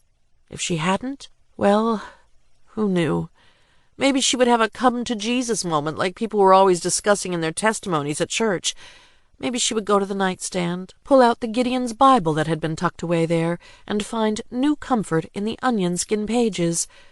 Maybe it would be like when she was a teenager, when she closed her eyes, opened the Bible to a random page, and discovered a message there that seemed meant just for her. Maybe she would live. So many possibilities. She had to stop thinking about all of them. They only made her feel more exhausted. Few cars traveled this stretch of interstate late on a Tuesday night. The traffic was mostly tractor-trailers, all of them mammoth and slow, most of them adorned with some Christian slogan or symbol. Mud-flaps bearing the name of the Savior, the sign of the fish appearing under the hauling company's name, warnings that heaven is real and so is hell, painted on the back of trailers so that they would face following drivers. She'd only gone to community college, but she knew enough to be aware that the quotation marks had been placed there by mistake, that proper writing didn't work that way, and this gave her a feeling of superiority. Soon afterward, though, guilt replaced the arrogance. They may not know how to use quotation marks, but at least they're making sure they're going to heaven. They're not running away from their spouses to commit acts of abomination. They're not the ones who feel lost, even though they know exactly where they're going. They're not the ones who the churchwomen disapprove of. Can I say the same? For Christ's sake, they belong here, in this part of the world. Can I say the same? There were the tractor-trailers, and there was the black road, and there were the white dashes in the middle of the black road, and there were, rarely, the green signs telling her where she could leave it. When Ellie was this tired, her vision lost its focus. The colors of the interstate all started to twist and bend past their former boundaries, bleeding into one another, threatening to become one white, black, green fusion that would prove utterly unnavigable. She pushed the button to lower the window and let in some air, shook her head, slapped herself lightly on the cheek. Not much longer to go. Stay awake. A sign told her Moorhead was 5 miles away. She veered over into the right lane, slowed down to 50. This gave her better control over the vehicle. Her vision unblurred, but in a matter of moments was re-blurred. Signs told her of several hotels along the roadside. None of them offered luxury, but she picked the one that seemed, based on reputation alone, to be the least ratty. According to the sign, it was less than a half-mile from the interstate exit, another point in its favor. The less driving she did, the better. There was a brief interruption in her worry, a sense of temporary relief offered by the arrival of the exit ramp. With no vehicles behind her, she could go as slowly as she wished. 10 miles an hour, 5 miles an hour. The road dipped lower and lower as it curved in a semicircle into the town. She felt a gentle, soothing rockabye sensation as her body tilted first one way in reaction to the turn, then another. She paused at a red light. During the day, this would have been a major intersection, at least as major as intersections were in this part of the world. Yet late at night, it was all but deserted. Still, there were more streetlights in Moorhead than there had been on I-64. That helped make things less blurry. Most of the stores were closed for the evening, but she saw the hotel up in the distance. There was a gas station and Cracker Barrel restaurant adjacent to it. Good. She could refuel her car and her body in the morning. She pulled up to the hotel's entrance, put on her flashing hazard lights. It seemed like an empty gesture, given how abandoned the town was, but it was the polite thing after all. It indicated that she knew she wasn't allowed to park there indefinitely, that she was only parking there while she checked in. She nearly fell out of the front seat. It felt good to stretch her legs. It would feel even better to get into bed. She slung her purse over her left shoulder and walked to the front desk. No one was there. The scent of cleaning solution was obnoxious in the air, and the tile near the entrance appeared not quite dry from a recent mopping. A television was mounted to a wall in a lounge area across from the front desk. A late-night talk show was on. Ellie recognized neither the host nor the scantily clad celebrity he was interviewing. The young lady was quite attractive, though. Big breasts, well presented in a floral print top. Short, spiky, boyish purple hair. Tight, tanned legs sticking out of a knee-length green skirt. Demure, but punky at the same time. Yum. "You, ma'am?" The kid behind the counter looked like he was in high school, like he could have been one of her Sunday school students. "What's that?" He cleared his throat. "I said, can I help you, ma'am?" "Oh, yes. I need a room." The boy started typing into a computer terminal. "How many nights?" "Just one." The television in the lounge area erupted in applause. A saxophonist, drummer, and guitar player started playing a segue to the commercials. The boy didn't bother looking up at her from the computer terminal as he began to run down a list of additional questions and concerns. "Smoking or non-smoking?" She'd given up smoking 10 years ago, but decided she might indulge while she was there. "Smoking," she said.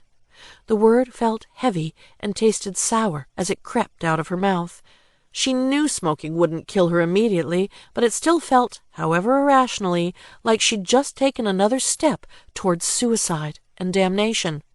"I'll need to see your driver's license and the credit card you'll be using." It took her longer than she'd hoped to fish her wallet out of her purse, and longer still to fish the appropriate cards out of the wallet. It was awkward, yes, but in a matter of minutes it was done, and she was lugging her suitcase out of the car. She wheeled her granny panties and pajamas and bras and toothpaste and noose over cracked asphalt and speed bumps and into the lobby. In the lounge area, the late-night talk show host was now interviewing an athletic-looking young man. The demure punk sat silent on the far end of the couch, looking appropriately ornamental as she listened to the young man talk about a recent success on the playing field. Behind the front desk, the boy who had checked Ellie in was eating a donut and sipping an energy drink as he glanced at the screen. The suitcase wheels made a dull, whirring noise, occasionally punctuated by dips in and out of tile grooves. Ellie didn't remember pressing the up button, but the elevator chimed nonetheless. She walked in and noted that it was far dingier than the lobby. Tiny bits of graffiti, scrawled in pen, festooned the walls. Jimmy Henderson farted in this elevator September 24th, 2007. Trust in God. Homosexuality is an abomination. My boyfriend has bigger tits than your girlfriend. All you need is my cock. A crude drawing of a thick, stiff, ejaculating penis accompanied the latter. It was drawn with heavy, dark lines that seemed to have been traced repeatedly, perhaps in an effort to make it extremely difficult to wash off. Perhaps because the artist was, for some reason, enraged at the time he drew it. It's all a trick, she thought. They show you the freshly cleaned lobby to lead you to think it's a decent place, but they don't bother cleaning the elevator because they know that once you see it, you're already stuck here. At least the room itself wasn't as flagrantly tainted. No dick graffiti. She'd chosen a smoking room, and so she knew to brace for the smell. Everything was, technically speaking, clean, but the furnishings showed signs of heavy wear. The bedspread was frayed. The fake leather chair near the work desk had 2 cigarette burns in the cushion, revealing yellow stuffing underneath. She unzipped her suitcase, retrieved her charger, and set to getting more juice to her smartphone. She wanted to call Lori's cell. She wanted confirmation that she'd left Portsmouth, or maybe even that she was already there at the Hillbriar. She wanted to talk dirty to her. She wanted to exchange photographs the way they had done so often in recent weeks. She opened up the social network but found no message after, "Have you left yet?" In fact, there wasn't even an indication that Ellie's response to that message had been seen. When Ellie tried calling her, nothing happened. She heard no dial tone, no busy signal, no static, no disembodied voice telling her the phone had been temporarily disconnected. Nothing. She double-checked her reception, fearing the mountains had cut her off, but the phone had 3 bars. Desperate, she tried the landline, an ancient avocado-colored device with gray buttons and faded white numbers. Nothing. Minutes ago, her brain had demanded sleep. Now, her brain demanded answers.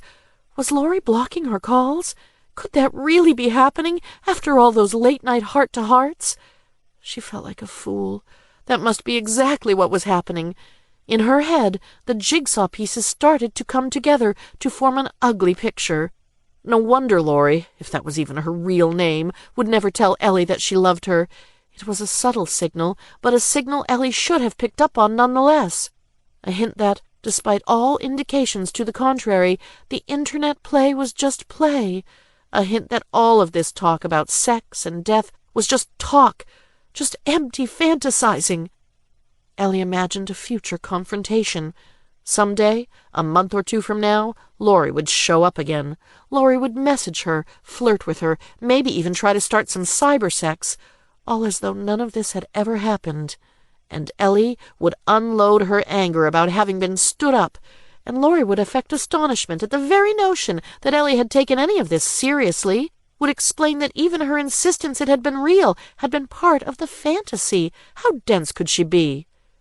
It had been like that before, online. 3 years ago, Ellie had engaged in another dalliance on the social network. Someone who'd told her she was an 18-year-old girl from Alabama, just had my birthday yesterday, but who turned out to be a 50-year-old man. He only admitted his deception when she pressed for more contact. After a flurry of intense cybersex chat sessions, she felt herself falling in love. Asked for a phone number. She slipped down to the basement late at night to make the call. Oh, how her heart pounded when she entered the number in her cell phone. Oh, how disappointed she was to hear a mincing, gravelly falsetto on the other end. She dry-heaved, started shaking and crying. Then, as quietly as she could, she cussed him out. She'd let her guard down in those chats, confessed desire she couldn't confess anywhere else. There had been something like intimacy shared. When she called the man a perv for impersonating a woman online, he dropped the falsetto and called her a perv back. Said he might like to pretend to be a woman online, but that she had a fantasy about sleeping with a barely legal girl. "Who's the bigger perv, sweetheart?" he said in a southern smoker's voice. "The way I see it, you're basically a child molester." Then he hung up. She'd felt like a fool, and felt her soul scourged by deep and abiding shame. She'd asked herself the question over and over, "Am I a child molester?" She'd come to find out she hadn't really been talking to a barely legal girl, but she'd thought she'd talked to one. She'd fantasized about having sex with her, and the girl's youth, only 1 day removed from 17, was undeniably part of the appeal. And the transvestite had seemed so damned convincing online, had acted so lost, so hungry for a strong hand to guide her. Maybe Ellie had been attracted to her because she was one of the few people, online or in real life, who seemed more fragile and clueless than she was. Learning the truth had been a disappointment, and that was something Ellie had to reckon with. She'd been disappointed she hadn't had cybersex with a barely legal girl. She wondered again now. Am I a child molester?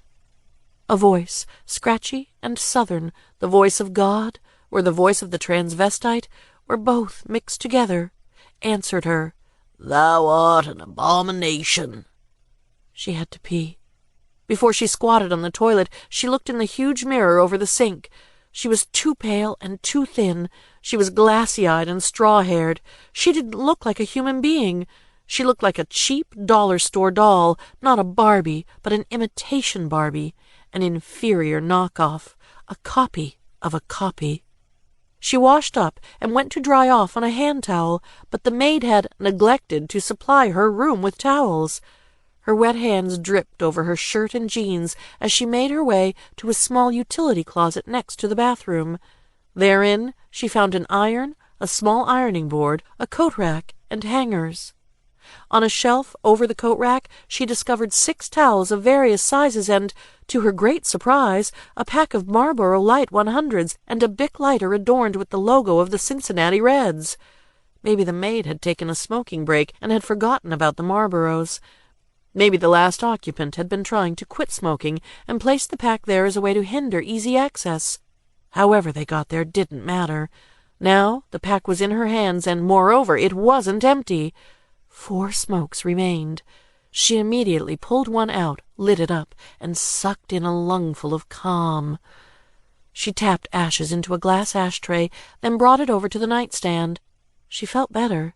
She wasn't yet beginning to rest, but the gears in her mind sufficiently slowed so that she was now eligible for rest. She clicked on the TV, looking for the same talk show that was playing down in the lounge area. Looking for that same sexy celebrity with the short, spiky, boyish purple hair, and the lovely breasts, and the delicious legs. She caught a glimpse of her, but only a glimpse, before the hotel's satellite reception started fading in and out. She took a deep drag off her cigarette, turned off the TV, tapped more ashes into the ashtray. The quiet wasn't good for her. The road had been exhausting, but the necessity of paying attention to traffic had offered at least some mild distraction from negative thoughts that crawled around her brain like ants through spilled sugar. Now the thoughts were fully unrestrained and held dominion over her. Lustful, shameful thoughts, followed by thoughts of self-disgust. Then came the cheerleading thoughts, attempts to fight off the shame by reminding herself that outside this corner of the world, a woman wanting to be with a woman was okay. At least, more okay.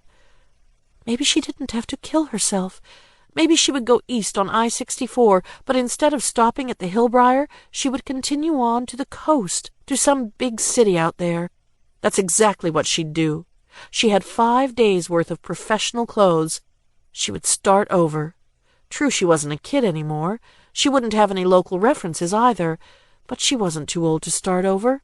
She had her laptop with her.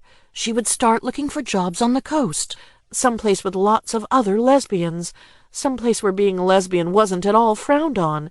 She'd research which city on the coast was the most tolerant toward that kind of thing. Surely on the coast there would be employment for a lesbian with experience selling barges. But at some point she'd have to tell Jesse, and he would be shocked at first. Then he'd get mad. Maybe she wouldn't have to tell him the gay part, at least not right away. She could just say that she needed to get away, that it wasn't him, it was her, that she wasn't really the marrying kind, despite their 19 years of marriage. He would make assumptions that there was another man. He would probably run after her. He'd be relentless. Find her. He'd find her and get the Bible out and start to tell her why she was committing a terrible sin. He'd tell her that the entire church was praying for their marriage, that since God had joined them, no one except God could sever their tie. And he'd be right. Or would he? Was there such a thing as God? It was a crazy question to ask. God was the foundation of everything, had been the foundation of everything since she was a little girl. It was like asking if there was such a thing as America, such a thing as Indiana, such a thing as parents. And that train of thought triggered another unwanted question. What would her parents say about all this? She stubbed the cigarette butt out in the ashtray, let out a chuckle, and couldn't help but be surprised by the weakness and raspiness of the sound that escaped her throat. She was okay with being a shitty wife because, if she was really honest with herself, she'd never aspired to be a good one. But now she realized that she was a shitty daughter, too, and that epiphany stung. But there was no way to deny it. After all, this was the first time she'd given any thought to how her plans impacted her mother and father. She'd contemplated suicide long and hard for many months, and only found herself considering the impact on them at this late stage. If that didn't provide evidence of her carelessness, her disregard for them, then what would? She was a bad daughter, and now it was too late for her to transform into a good one.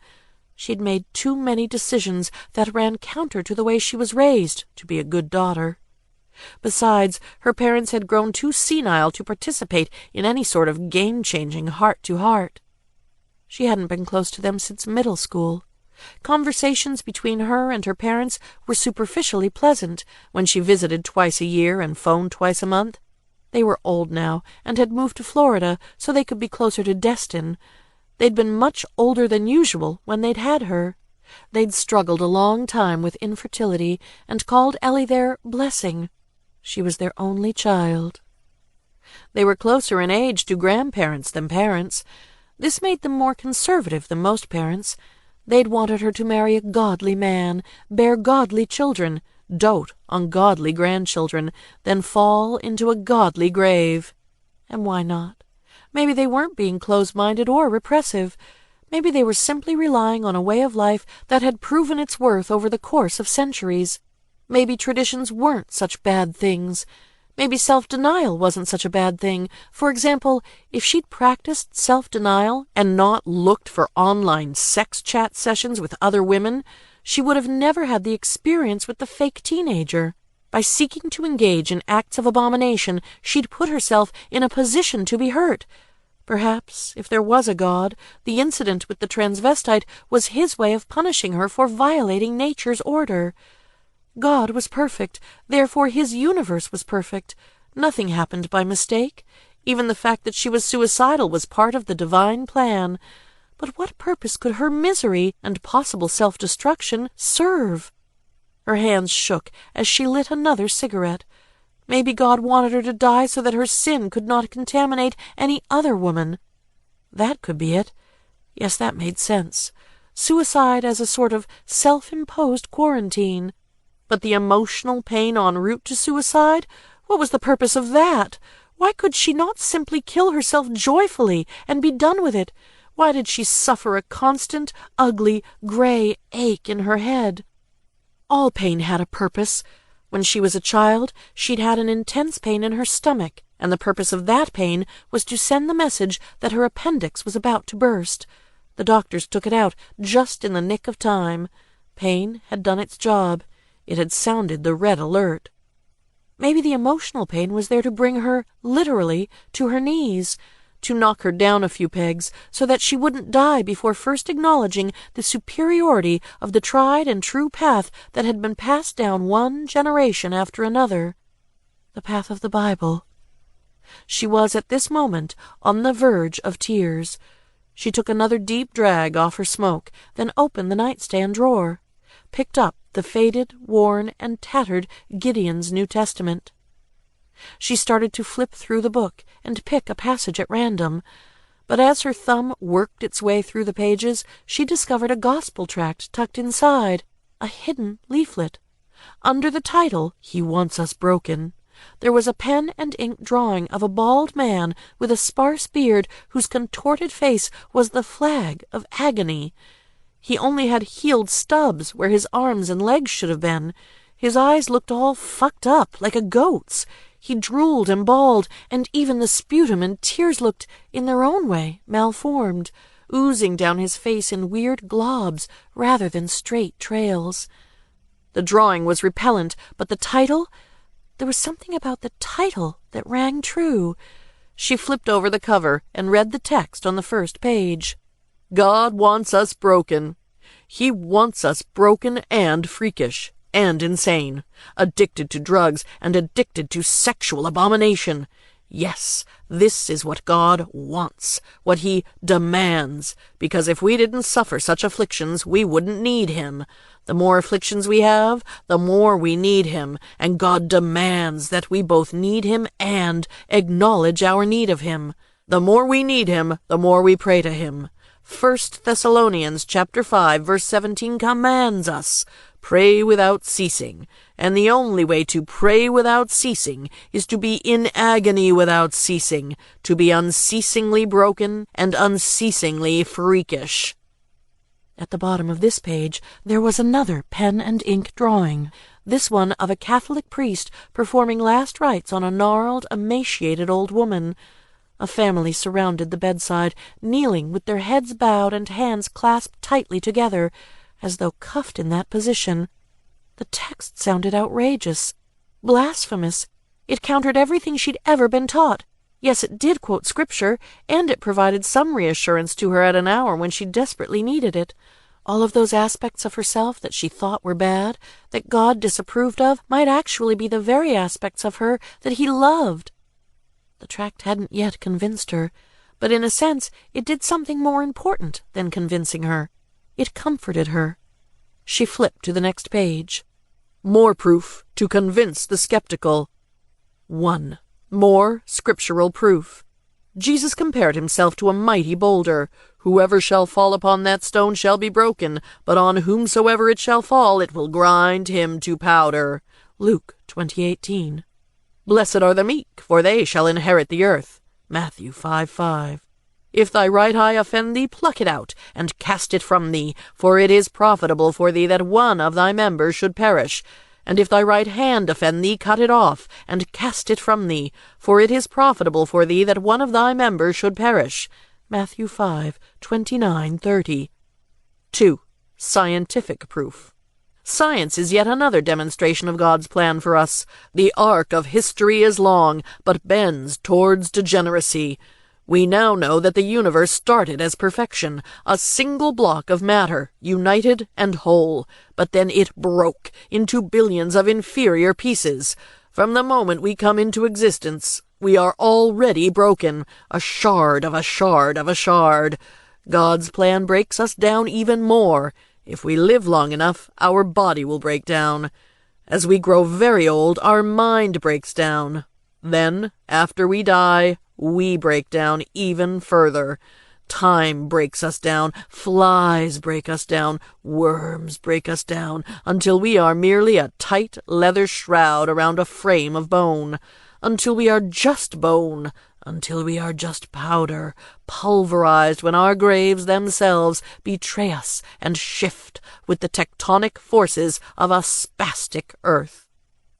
Ellie didn't know how long her hand had been trembling. She didn't know how long she'd been taking puffs on her cigarette without tapping off the ash. All she knew is that her thigh was burning. She'd been shaking so violently that she'd flung ashes and cinders onto her jeans. They'd burned a tiny hole through the cotton and caused a smudge mark when she rubbed the ashes off. The arc of history is long, but bends towards degeneracy. She'd seen that sentence earlier that evening. in the restaurant. At least she'd thought she'd seen it, but here it was again. She stubbed the cigarette out into the ashtray and put both of her hands on the tract. She ran her fingers over it to make certain it was real. She placed it right under the nightstand lamp to verify the print said what she thought it said. It did. She moved on to the next page. 3. Evidence from your own heart's yearning.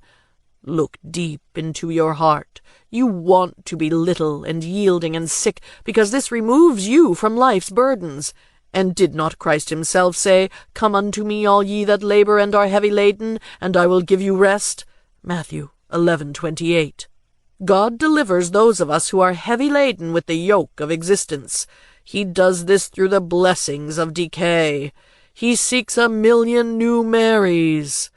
This is the age of the new gospel, a clarification of the true gospel. The scribes of the Roman Empire co-opted Christ's message, rewrote whole passages of it to serve their own decay-denying purpose. Only small fragments of the actual words of Christ and the apostles survived the purge, those quoted above. God has decided to interact with the world in a new fashion. After Christ's mission failed, he decided to enter the world through more than one portal. A single Mary would not do. Instead, there must be 1,000,000. Rather than telling people about the blessings of degeneration, we must show them. All of the new Marys shall be bound in servitude to their husband, the Lord. All of them shall give birth to one monstrous offspring after another. This, the Lord has decided, will be the degenerate gospel, a living gospel to be seen and heard and felt and experienced, rather than merely read. A gospel that will create even more gospels after it. A living, breathing testimony to the broken freakishness of the universe. A testimony the world will be unable to avoid. If you would like to be a vessel for the true gospel, all you must do is fall to your knees and call out to the angels, I give my womb to the gospel. They will then begin to observe you from behind the curtain of infinity. If they deem you degenerate enough for God's plan, they will bring him down from his palace of abominations to lay with you. This part seemed particularly strange. She didn't understand all of it, and she wasn't sure she wanted to. She considered tossing the tract in the trash, but decided not to because it had used that sentence, The arc of history is long, but bends towards degeneracy. The last time she'd seen that, the note had disappeared, so she felt uneasy with the idea of just throwing it away.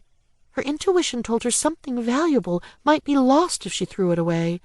There might come a time when she'd need it, if for no other reason than to confirm that she had in fact seen it, to confirm that she wasn't crazy. The fact that the sentence had disappeared once made its re-emergence almost miraculous. She flipped this page, the last, and read the back cover. He seeks an army of angels. New angels shall be needed to serve as God's ambassadors to humanity. Like conquering worms, they shall wriggle into the ears of the public and whisper God's message for the world. This is not a mission without peril. Our enemies will endeavor to slice the angels apart, but when they do so, the amputated aspects of our conquering worms shall move of their own volition.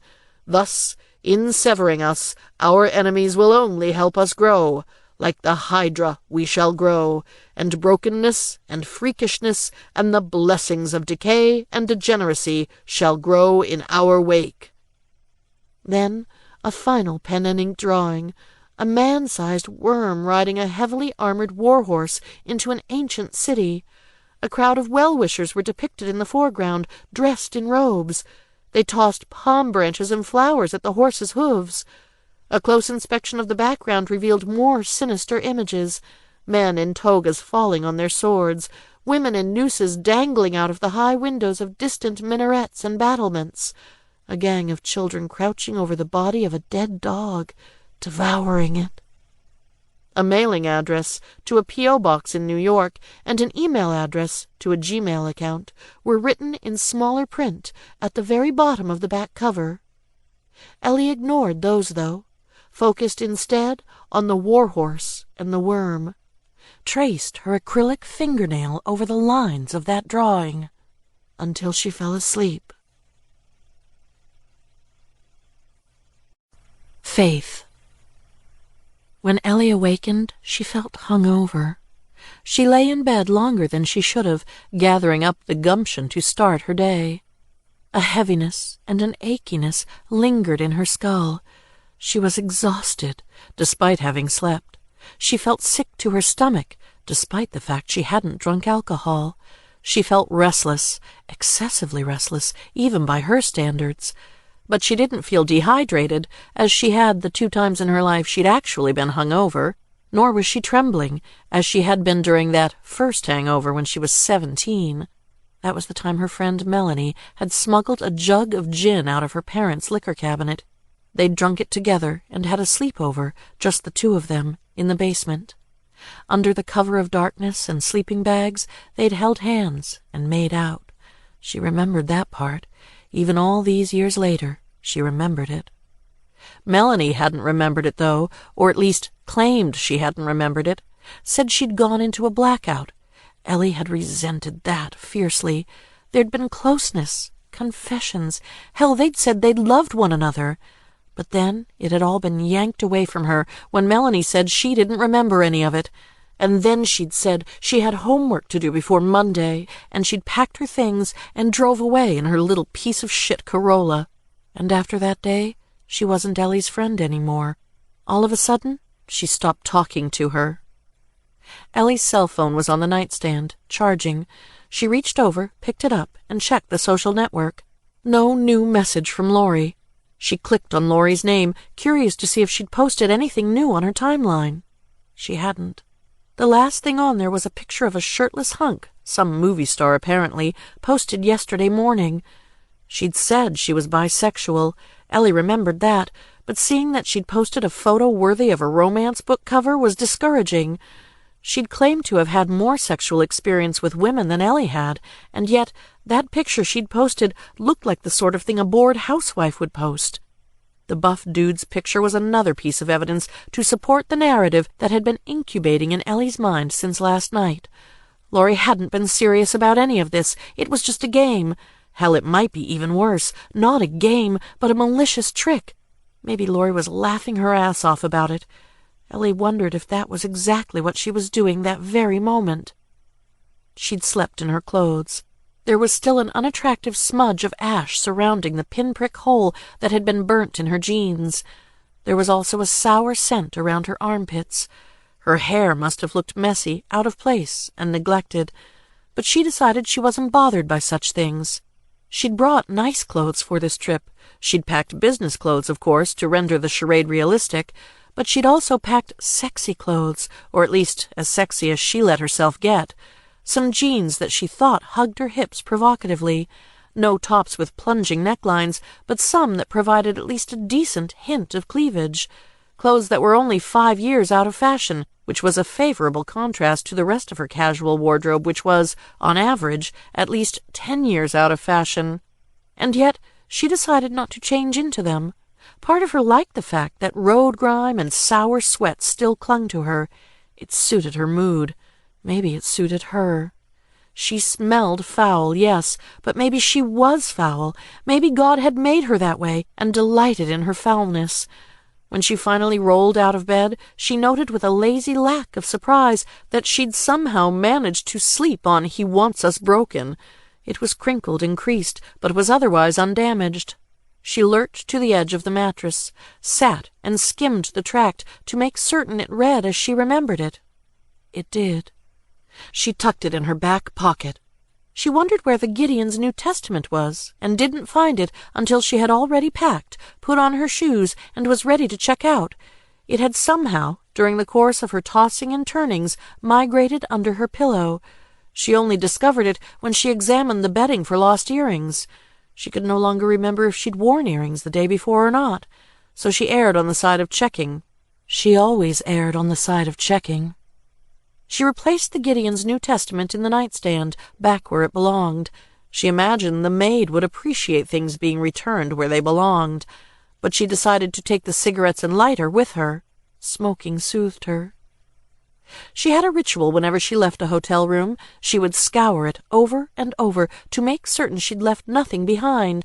Jessie always hated when she did that, told her she had OCD, and cited the fact that even she knew she never put clothes in a hotel's chest of drawers, but always checked them anyway to be certain she hadn't, for some odd reason, abandoned her practice of leaving all her clothes in her suitcase. And checking once wasn't enough. She felt the need to do it 3 times. After all, she thought, when I leave this hotel room, I'll never, ever return, so I need to make certain I don't lose anything. After all the checking was through, she picked up the receipt the hotel had slipped under her door during the night. $95.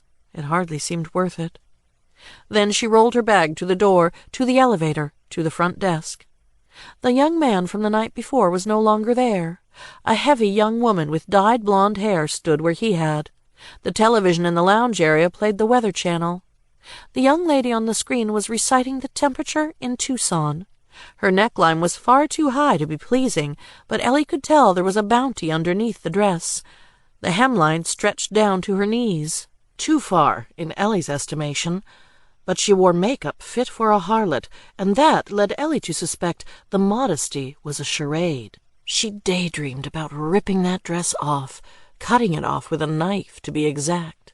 Daydreamed about pulling her hair and forcing her to the ground, forcing her to stay there, making sure she could never, ever leave. "Ma'am? Ma'am?" "I'm checking out," Ellie said.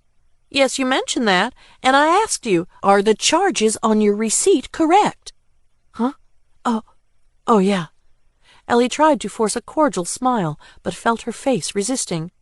"Is there anything else I can help you with?" "Oh, no." "Then you can go."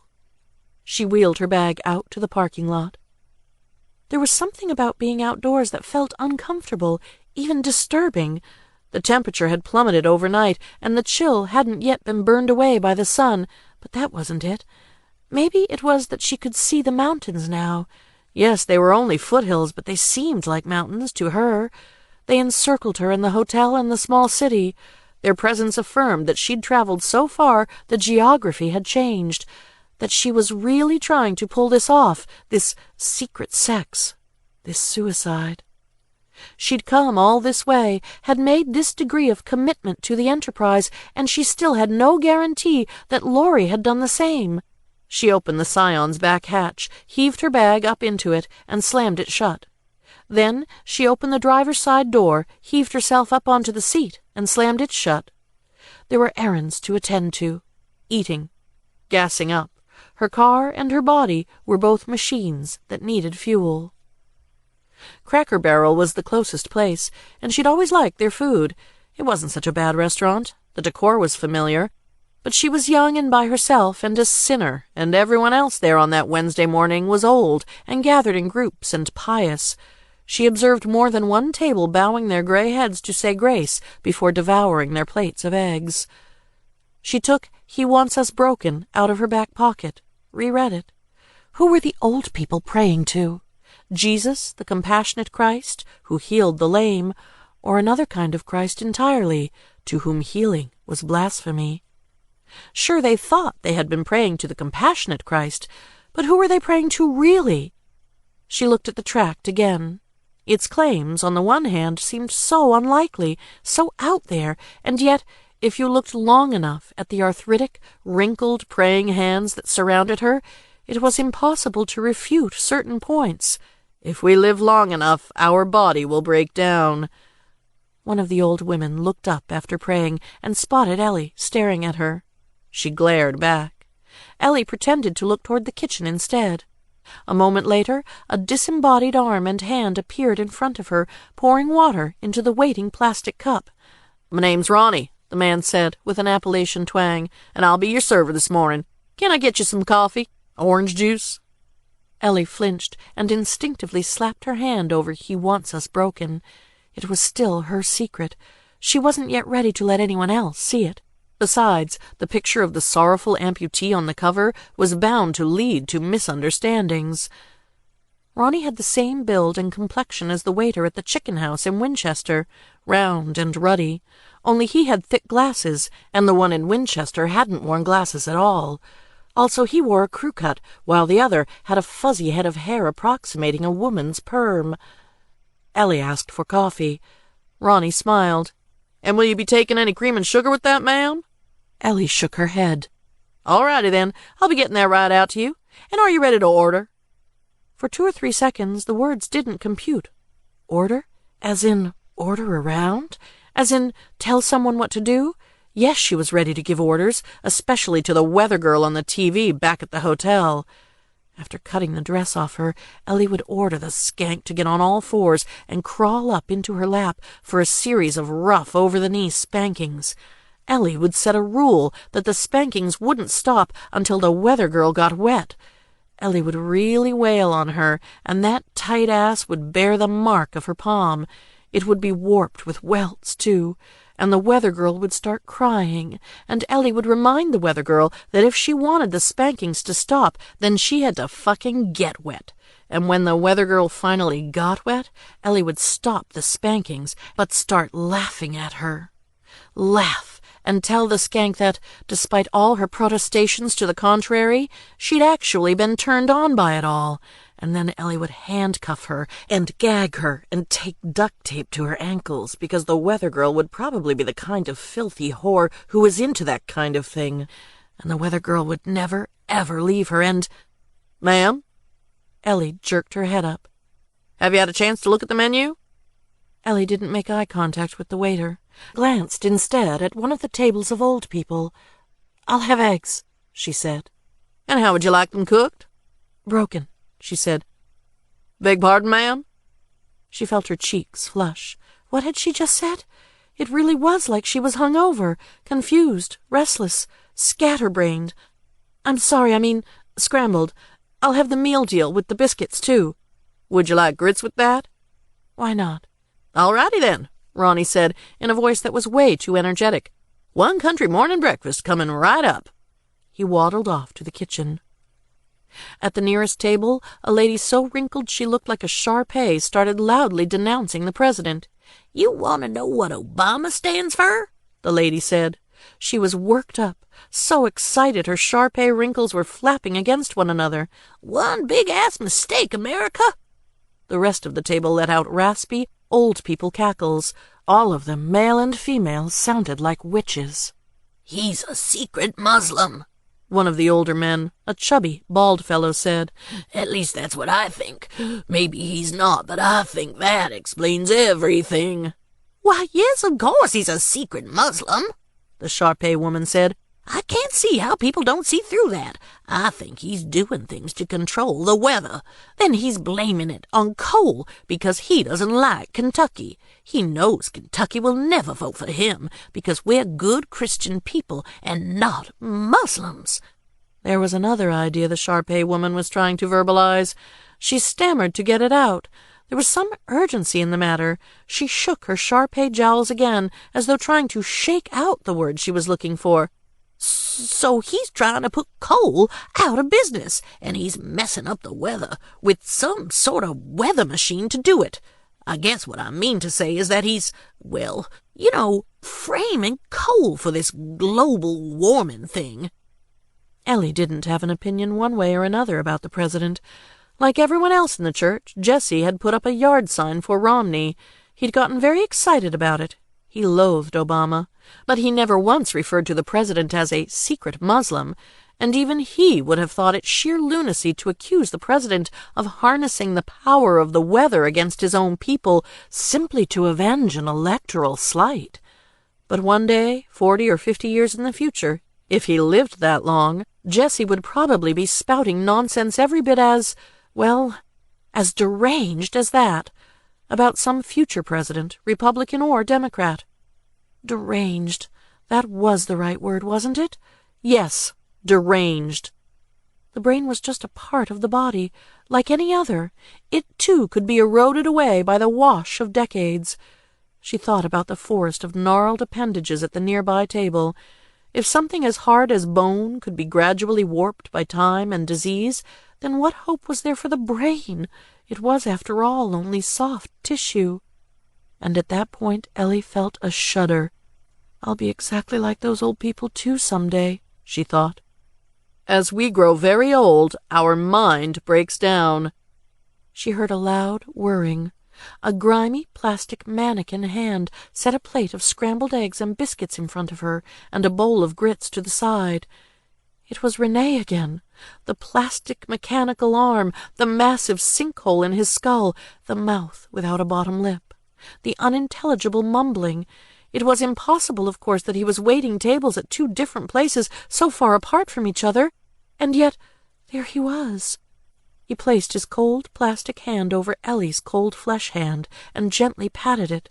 Then, with some force, he moved her hand off of "He Wants Us Broken," picked it up, made pleasant, approving moans, brought the tract up to his still intact upper lip, planted something akin to a kiss on it, and returned it to the table. Then he crossed himself with his mechanical hand and said 3 words, "Hurry, hurry, hurry." And this time Ellie thought she understood what he meant. Could it be he was saying, "Holy, holy, holy"? Before she could be sure, he returned the tract to her hands. He placed his whirring, filthy plastic hand on her chin and tilted it up so that her eyes met his. There was power in his touch. Not sexual power, but rather absolute power. It was as though she'd been touched by the hand of royalty. He muttered some more unintelligible words, something, she intuited, about her. Then he giggled and limped off to the kitchen. Her eggs were damp and undercooked. Her grits were, as advertised, gritty. Her biscuits dry, possibly stale. She had half a mind to complain, but complaining about Renee suddenly seemed like a gross breach of etiquette. If God wanted us broken, she thought, then Renee possessed God's favor. He's the most broken person I've ever seen. Moreover, he validated her gospel tract, validated not only that it was real, that she hadn't been hallucinating, but validated that it should be treated with reverence. She nibbled slightly at her meal, read and reread and re-reread the tract. How could she waste time on something as simple as eating when she might be face to face with a miracle? It was during her 3rd rereading of the tract that she felt a presence hovering over her again. She prayed to God, "Please let it still be Renee. Please let it still be Renee." A filthy, plastic, whirring hand dropped 2 pieces of paper next to her plate. She turned around. "Hey, Renee." He didn't answer. She called out louder, louder than Sharpay Lady, louder than the blooping and bleeping of the cash register, louder than the small crowd stirring beyond the border of the restaurant proper, in the waiting area and gift shop. "Hey, Renee!" The waiter turned around. It was Ronnie again, not Renee. "Beg pardon, ma'am?" he said. "Oh," Ellie said, "nothing. I thought you were someone else." The waiter raised his eyebrows, coughed, went back into the kitchen. Ellie briefly glanced at a check informing her that breakfast had cost a little over $9. She pushed it aside and looked at the 2nd piece of paper, a note scrawled in a barely legible hand. "You did not obey and turn back. Therefore, God's plans must interrupt your plans. You shall be damned with blessings. It is the only way. The worldly authorities are aware of your scheme with Lori and are now, at this very moment, attempting to track you down. If they find you, you shall be locked away. You are far too interesting to be locked away. You have far too many signs of devotion, too great a capacity for brokenness. They will be looking for your car. Leave it here, in this parking lot. I will be out there, waiting for you. I will drive you where you need to go. I will take you to Lori. I am the only one who can take you to Lori. The arc of the universe is long, but bends towards degeneracy." Ellie held the note in her hand, clutched it to her chest, fearful that it, like its predecessor, would be transformed into a worthless napkin. But the gospel tract remained with her. It had not been transformed into a napkin. So maybe this wouldn't either, if she had enough faith. That must be the answer. The first note had faded from reality because she'd not looked on it with sufficient faith. She'd assumed Renee was insane. She'd been ungrateful for the message, so it was taken from her. She hadn't deserved it. She wouldn't make the same mistake this time. She flung a 20 on the table and jogged out to the parking lot. She did not see Renee outside, and this made her want to kick the rocking chairs assembled near the restaurant's front. Even worse, there was a police car right next to the Scion. Its engine was running. The officer in the driver's seat seemed to be sticking his head out the window and glancing back at her. Had he come to take her back to subdivision sanity?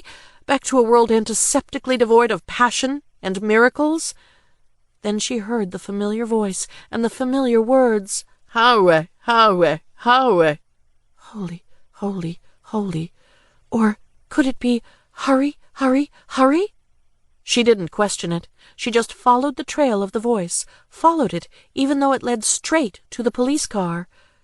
Her faith was rewarded. Renee sat there, smartly adorned in the uniform of a Kentucky State police trooper.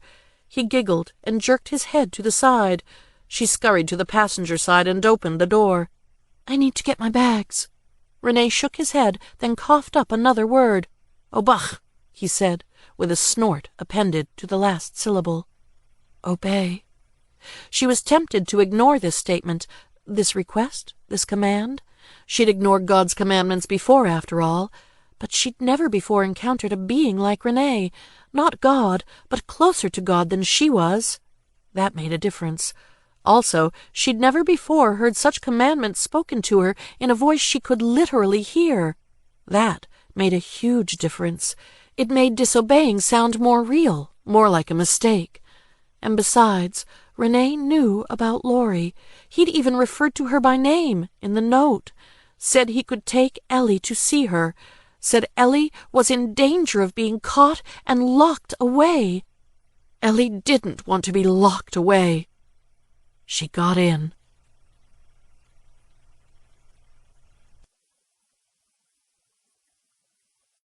Revelations. In the time since filing the Amber Alert, Trooper Connolly had learned far more than he'd wanted to know about Lori Morris. For years she'd been a puzzle he couldn't quite figure out. Not that he'd spent that much time trying to figure her out. His only job had been to cart her off to the hospital. He hadn't been meant to understand her. He hadn't cared about understanding her. But when the detectives got a hold of her computer, they had answers. Who would have guessed she was a lesbo, or at least a part-time carpet muncher? Who would have guessed that she'd been planning this for so long, that she'd long wanted to kill herself and the baby? Scuttlebutt around the station was that she was a Satanist, because the stuff on her computer indicated that she was doing all this so that she would get sent to hell. Hell was what she wanted, more than anything. Separation from God.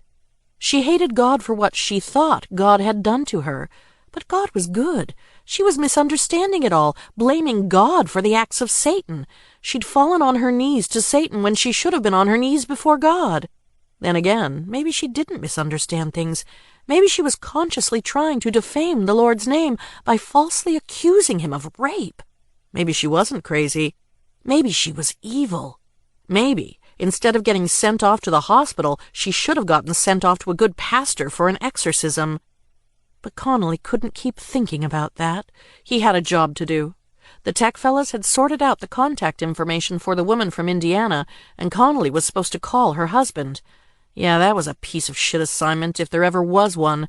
How would he even broach the subject? "Excuse me, mister, but did you know your wife hated her life with you so much she was fixin' to go off and bump uglies with another woman and then off herself? You didn't? Why, you had no clue? Are you sure? Think real hard about things because, and here's something else you're just gonna love, there's a baby's life at stake, and not just any baby, a baby born with its little hunk of brains showing for everyone to see." That's not the way he handled it, of course. He wouldn't have lasted long as a trooper if he didn't have manners. For starters, he introduced himself. "Hello, is this Mr. Blake?" "Speaking." "This is Trooper Connolly from the Virginia State Police. I'm afraid I need a moment of your time." "You must have pushed in the wrong area code. This is Indiana, not Virginia." "I'm afraid this is about official business, sir. Do you know the whereabouts of your wife?" Silence, then heavy breathing. "What's wrong? Has there been an accident? Is she okay?" Damn, it would have been easier if the husband had been an asshole. He sounded like a decent guy. It didn't make any sense, really, that he should turn out to be a good guy who was worried about the woman's safety, but he was. Sir, I know you have some questions, and I'll share what I'm allowed to share with you after I ask my questions. Do you know where she is? She should be in West Virginia, unless I heard her wrong. A business trip. What happened? Did she have a wreck? I knew she shouldn't have driven out that night. This was the part where he had to break it to him. Sir, we have reason to believe she was, in fact, not on a business trip. We have reason to believe she may have been trying to harm herself. My stars! How do you know that? Did she ram the car into a tree? Is she hurt? Is she dead? It's not any of those things, not as far as we know. But honestly, sir, there's a lot here we need to sort out. We have her cell phone number. We've been calling it, but something seems to be wrong with the phone. It's going to voicemail? She'll let it do that sometimes if she's in a bad mood. No, not exactly like that. When I call the number, the line seems to go dead. There's no ringing, no message, nothing. I figured there might be something going on with my phone, so I thought I'd ask you to try. I'll call her right now, or at least as soon as I get off the phone. But let me ask you, what makes you think she wants to hurt herself? We've uncovered social networking communications between her and another woman, a Virginia resident. There's some indication that they wanted to do it together. Kill themselves, that is.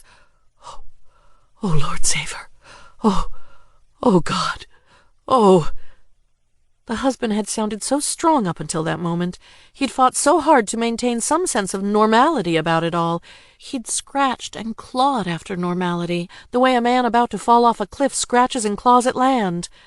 Now he sounded weak, the resolve leaking out of him each moment like air out of a balloon. Connolly hated to be the guy who had to deflate him, but on the other hand, the deflation was necessary.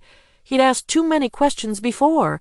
Now that he'd gotten a little taste of some answers, Connolly reckoned he wouldn't be so big on asking questions. He'd be more likely to take directions. Get on your phone and try to contact her. Indiana State Police should be calling you very soon to start their branch of the investigation. Oh, Lord. Oh, dear God, please. She's just my little baby. Confused, that's all. She doesn't know better. Let her live and repent, Lord. Let her live. Don't let her die and go to hell. Let her live and Connolly wasn't ordinarily the sort of man who would interrupt a prayer, but ordinary went out the window in these sorts of situations. Sir, we'll do our best to get her back in your arms. These days, with all the cell phones and email and social networking data at our disposal, finding missing persons is much easier than it used to be. Even Ellie didn't know where she was. This was only natural, as so many of her memories, the people, places, and things that could anchor and orient her, felt like fragments of a dream that was rapidly slipping away. Her brain rebelled against this process. There was someone important, someone she had to remember, the reason for all of this, the girl with whirlpool eyes, the girl who would suck her and probe her, who would take her to the farthest edge of her desires. Then, together, they'd plunge over that edge to a hell that was preferable to earth. The name started with the letter L. Laura? No, not Laura. Lori. She remembered this much. She loved Lori, but Lori hadn't yet said that she loved her back. They were going to fuck each other, then die together.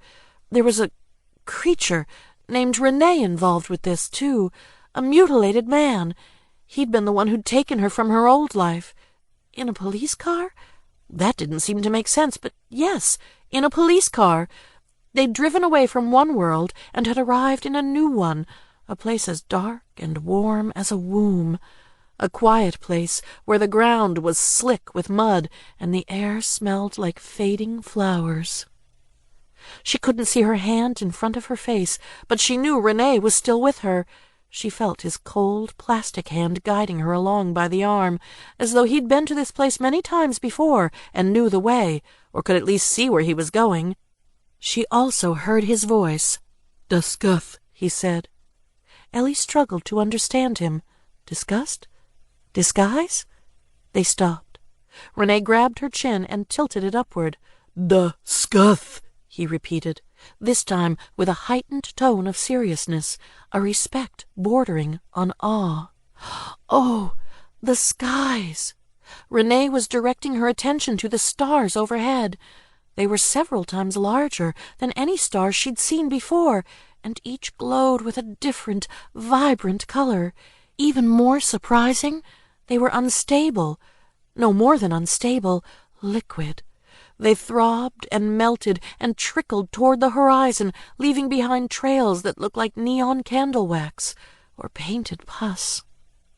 Ellie followed the course of a melting, pulsating green star until she began to feel dizzy and nauseated. Her head started to pound in sync with the palpitations. She shifted her focus to a blue star, hoping a more soothing color might settle her nerves. It didn't help.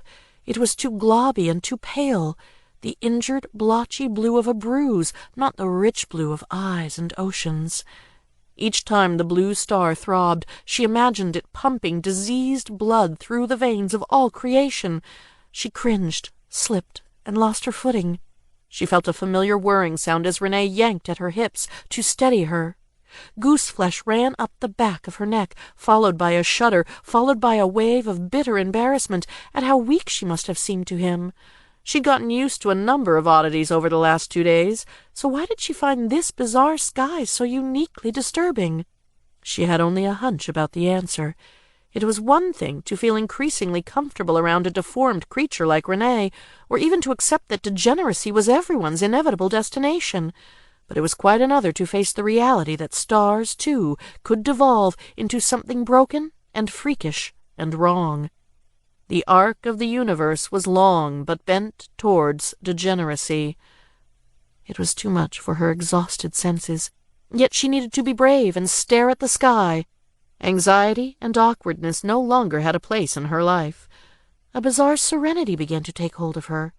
Yes, she was broken. What of it? In this place, the stars were too. Like trickling raindrops on a windshield, the purple, red, green, orange, and blue stars began to coalesce. Their colors mixed and darkened at the points of contact, while the trail each had left in its wake remained the original hue. Ellie decided an infected, deformed sky was a beautiful sky. She sighed. Renee uttered a soft, approving moan and patted her on the back, as if to acknowledge her progress in adjusting to her new surroundings. Then he led her onward. She followed without questioning. Renee did not seem the least bit troubled by the blackness at ground level. Ellie trusted this meant all was well. She kept her gaze fixed on the broken sky and slipped into a peaceful sleepwalker's trance. When she came to, the trails of starry wax pus had finished their courses for the night and trickled below the horizon. No new stars rose to replace them. While the sky had once seemed sick, it now seemed dead. Ellie wondered how long she'd been sleepwalking. Obviously some time had passed, how much she couldn't say. She had little endurance for hiking. Ordinarily she wasn't able to stand more than a half hour of it before turning back. But despite apparently journeying far longer than that, she felt rejuvenated. Renee grabbed her chin once again. This time he tilted it downward, back toward the ground. Something cast a flickering yellow glow in the distance. The smell of fading flowers yielded to an eruption of pungent smoke that reached down Ellie's throat, grabbed at her stomach, and yanked. It reeked of overcooked pork, rotten eggs, and rotten fruit. She dry heaved. "Horror," Renee said, pointing toward the fire. Ellie paused, trying to make sure she understood him. Worry? Yes, my old life was marinated in worry. But I'm changing, and Renee seemed to have approved of the change, so that couldn't have been what he'd said. It must have been... Lori? She's here, near that fire? Renee chuckled and patted Ellie on the shoulder. Was she to take that as a yes, or as a condescending no? As they walked farther along, the glow grew in size and intensity, overcoming the blackness. At first it seemed as though it might be a wasteland, a vast array of tall bonfires.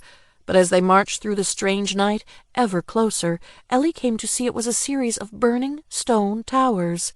Fire flickered sporadically through their windows, at times revealing the silhouettes of grotesque figures so deformed they made Renee seem like an Adonis. Fire thrived in a constant, crackling roar at the very top of the structures, bathing each minaret and battlement in flames.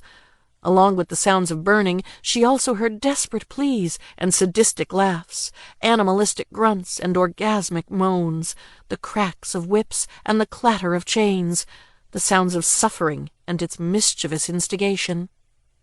The fire burned the creatures in the tower, but didn't seem to be killing them so much as changing them into more degenerate shapes, rendering them more holy, purifying them.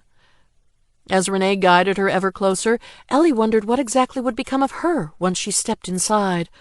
But this question was overwhelmed by a sudden surge of undeniable arousal that pulsed through her veins. I need to hurt her. I need to fuck her. I need to hurt her. I need to fuck her. They arrived at a tower entrance, a stone stairway. Tall, lit torches stood unsteadily at each end, wobbling back and forth in the wind, belching foul black clouds into the air, and casting chaotic light on the first half-dozen steps of a wide interior stone doorway. Ellie found them almost comically redundant. Torches posted right outside an inferno? It made no sense.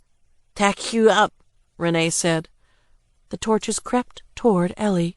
Amongst their flames she glimpsed boiling blue eyes peeking out of carbon-black faces. They weren't torches at all, but rather living, burning men. As they approached her, the air started to boil, and her brain started to boil, and she let out a revolted wail. Renee enjoyed a slobbery belly laugh as he insistently pushed her toward the creatures. Most of the burning men's appendages were charred and weak, seeming as though they might fall to the ground at any moment. Hence their hunched-over gait that made them look all the more strange. Only their flabby bellies and hard cocks were left uncharred. The hairy, blistering flesh of these two hungry parts, in flames but never completely consumed, reminded Ellie of the burning bush that spoke to Moses. The burning men each grabbed Ellie by an arm. Their flames galloped onto her like small rabid animals, burned her clothes and burned her skin, and melted the two together until there was no distinction between them. Then she, too, was a walking torch. She, too, smelled of overcooked pork, rotten eggs, and rotten fruit. They had spread their fire onto her like a disease. Their cremation was a contagion. By all rights, it should have been agonizing, but instead there was only a dull, stinging sensation, a crackling in her nerves, as if they were finally waking up, as if they'd been asleep her whole life, artificially sedated by her parents, her school, her church, and her husband. By all rights, it should have been horrifying. At the very least, the smell of her own burning flesh should have left her disgusted. But she felt increasingly convinced that it wasn't really her body burning, but rather some obsolete mask that desperately needed and deserved destruction. The men she'd thought were torches led her into the tower and up a flight of stairs. She looked back to see if Renee was coming with them. She could only make him out in silhouette. He stood on the other side of the threshold, repeatedly bowing at the waist, making the sign of the cross, uttering praise. "Howe! Howe! Howe!" During the trio's ascent, they came upon a dozen pudgy, naked, blistered, half-human things. Some trotted up the stairs on all fours, some giggled, some screamed vulgar threats, some ignored the procession entirely and used the stairway as an arena for orgies. "Who else wants a piece of this?" a pig man said after shooting his load into the bleeding ass of a scorched, cackling, masturbating crone. Two of his kin trotted forward and squealed with delight. On closer examination, Ellie saw the crone wasn't masturbating. Rather, her index finger had been forcibly attached to her vulva by a nail that had been driven through an arthritic knuckle, and upon further reflection, that cackling might have been weeping. Should Ellie have been shocked that such an obscenity was being committed in plain sight? A vague sense that she should be shocked rose to her consciousness, but quickly passed. The fire was purifying her, melting away her mask, exposing the brokenness underneath. Old ways of thinking drifted away from her like the smoke drifting from her head. Ellie and her guides found ample room on the wide stairs to slip past the spectacle, but they couldn't avoid the puddle of blood and shit that had seeped from the old woman. She tread carefully so she wouldn't slip, but she felt not even a twinge of guilt or revulsion when the filth clung to her feet, and she could tell that such emotions never even occurred to her guides. She was on her way to becoming more like them. She felt strange sensations deep inside her head. Maybe they were growing pains, as new physical structures developed in her brain that would enable her to better understand how this realm worked. Or maybe old parts of her brain, the parts devoted to the preservation of conventional morality, were simply dying. In any event, she sensed she was mutating into something better than human, wiser than human. She became more and more convinced the events she'd just witnessed were beautiful. How could she think otherwise? The creatures and their mate, victim, were arguably even more broken than she was, and God wanted everyone to be as broken as possible. She couldn't remember how she'd first learned that God wanted everyone to be as broken as possible, but the important thing was she knew it. She knew it in the boiling marrow of her bones. Therefore, logically, every single one of these creatures should be envied, not scorned. What was this place? She still didn't know exactly, but felt certain that it was a holy place. Yes, of that she was sure. Only one thing could make it better. "Where's Lori?" she asked. Her guides responded by pointing fiery fingers upward. The trio climbed 5 additional flights of stairs, with similar sacred perversions sporadically unfolding around them. On the second flight, a pig-man moaned ecstatically, while a charred figure used a hot spike to pry out his eyes.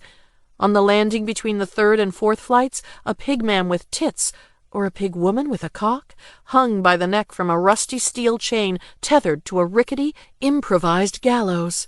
Still alive, the creature screamed curses and violently jacked off. Below the gallows, a man-sized worm wearing an executioner's hood wriggled on the ground as globs of thick cum rained down on it. The last flight of stairs led to a battlement. Here, in the open air, the fire raged as it hadn't on the stairs.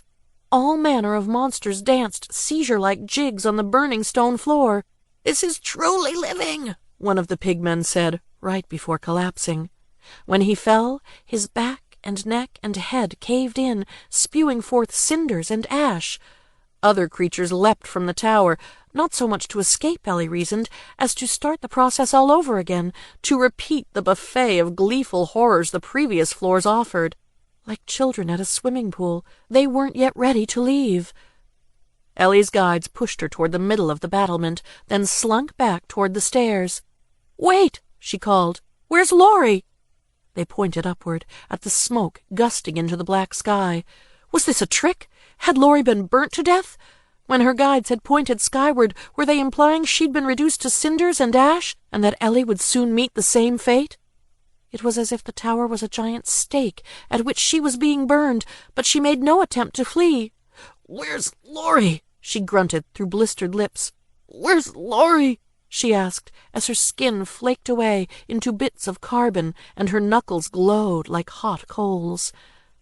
A gale swept over the battlement, and she felt wicked stings in her shoulders. She was kicked roughly up into the air. "I'm no longer a body now," she thought. "I'm ashes. I'm fumes." But she was mistaken. Her hands were badly burnt, yes, but still whole. She wasn't disintegrating. She was being carried off by a legless, emaciated old man with black, feathered wings. His talons pierced her skin as they held her secure. Together, they flew through the black smoke and toward a glaring, cruel light. Damned with blessings. The legless angel deposited her on a massive plateau of smoldering ash. 7 suns ringed a blue sky like jewels in a crown. 7 gleaming white towers of various heights rose from the plateau. She felt a steady tremor beneath her. She heard a steady, feral hum above her. There was chanting, wailing, a multitude of voices, or things like voices, coming from the towers. She looked up and saw thousands of naked, deformed angels writhing on battlements. They shouted these words with mutilated lips. Away, away, away. Some of them had 4 wings, and some of them had 2 wings, and some of them had 1 wing, and some of them only had a half a wing, and some of them only had stubby, barely noticeable appendages where wings used to be. Some of them had white wings, some had black wings, some had gray wings, some had purple wings, some had green wings. Some seemed to be dead and rotting, but still chanting. Some were pristine, intact, strong, and healthy. As Ellie craned her head farther up, she saw that some of the creatures were touching each other, hunching down, presenting themselves, offering orifices up to other creatures' appendages. Oh yes, that was what was happening. The angels were violently fucking each other. Wingless angels shoved their stubby, bare former wing appendages into waiting mouths, shoved their talons into waiting vaginas. The winged angels were, often, but not always, the passive partners, the ones who were howling over and over, "Howe, howe, howe." Ellie felt her burnt lips sweetly ache as she sang along, "Holy, holy, holy." She focused on a pair of angels standing on a battlement relatively low to the ground. The female had skin the color of alabaster, but sparkled with the rainbow reflection of diamond piercings all over her face, nipples, wings, and legs. The male was black with rot, but this did not prevent him pleasure. He finger-fucked the female from behind, and her breasts jiggled rhythmically in response. Her nipples boasted wide, pinkish-brown areolas that were fun to watch as they jiggled. Then the male whipped her around and raked her face with his talons. Bits of diamond-pierced flesh fell from her cheek, kicking up wisps of ash as they landed on the plateau. One of the rotting male's talons fell off, too. A meager bit of meat hung between the male angel's legs, but it grew longer as he tugged at the diamond piercings in the female's nipple. Even from her low vantage point, Ellie could see the nipple stretch away from the breast. The female closed her eyes and bit her lip and whimpered and squirmed. She was gorgeous and helpless and would never ever leave her loving torturer. It was a beautiful moment, and Ellie wept joyfully as she watched. She slipped burnt fingers through a crusty, scarred layer of burnt clothes skin and onto her vulva. As she began to stimulate her clit, a giant hand made of flame picked her off the ground and brought her up to meet a giant face of flame, and the man of flame opened his mouth, letting out something like words. "You have questions." "Where's Lori?" "You will meet her. You will help me discipline her." "What is this place? Heaven? Hell?" "Both. Heaven and hell are just 2 names for the same place. They are one and the same." "Who are you? God? The devil?" "I have been called both names, but names are not my concern. Discipline is my concern. Mating is my concern. Degeneracy is my concern. Worship is my concern." She didn't understand everything, but she understood enough. His answers made more sense than anything she'd learned in Bible study. She felt both holy and wicked there in his palm, but no longer saw these states as contradictory. Waves of sadistic awe and serene darkness crested in her heart. "I worship you," Ellie said. "I know. You have worshipped me since you were very young. You worshipped me even before you knew about me. That is why you shall have a place of honor here as one of my angels, one of my demons. I have had you brought here, body and soul intact, not dead, to become one of my ambassadors to Earth." And the Omnipotent tossed 2 wisps of flame from his hand, and they landed on Eleanor's shoulders like hot wax, and they grew into wings the color of bruises, and she fell to her knees and begged the Omnipotent to take her to Lori. And the Omnipotent granted this prayer, and Lori was revealed to Eleanor. Had Eleanor not been elevated to the rank of angel, she may not have recognized Lori. She had lost weight. Her bones had been broken and healed and rebroken several times. Patches of flesh were missing from her face, her stomach, and her back. But Eleanor recognized the eyes and the breasts, the same eyes and breasts that had appeared in her photos. "Torture her," the Omnipotent commanded. and the angel Eleanor strode over toward her immobile love and kicked her in the head. "Tell me you love me," she commanded. Lori's mind could no longer afford the luxury of memory. In fact, the very concept of memory grew more and more alien to her with each passing hour spent with the Omnipotent in his palace of abominations. Not only had her body been reshaped, her mind and her will had as well. The Omnipotent had twisted her brain and wrung all rebellion out of it. She existed only to suffer and procreate without resistance. Her mind could focus only on the various modes of pain: burning, cutting, breaking, ramming, blistering, flogging, fucking, birth. She did not recognize the voice or its owner. The angel was, judging by the 2 swollen mounds on its chest, female, but no other visual cue stood out as unique. She did not, for example, recognize the face. It was burnt, blistered, and snarling, like all the rest of them. However, what the angel demanded was odd, more than odd, downright alarming. Did the angel not know that she was the exclusive property of the Omnipotent, to be touched only by him? Did the angel not see that, even if she wanted to utter the unfamiliar sounds demanded of her, she physically couldn't? Her lips had been fused together. The upper lip and lower lip were now one burnt, blistered flap of skin. Eleanor felt a dull, unfamiliar ache in her fingers. Glancing down, she noticed with bemusement that they had just changed into talons, knobby, gnarled, and sharp, beautifully ugly. She pierced one through Lori's mouth and proceeded to rip a gash from left to right.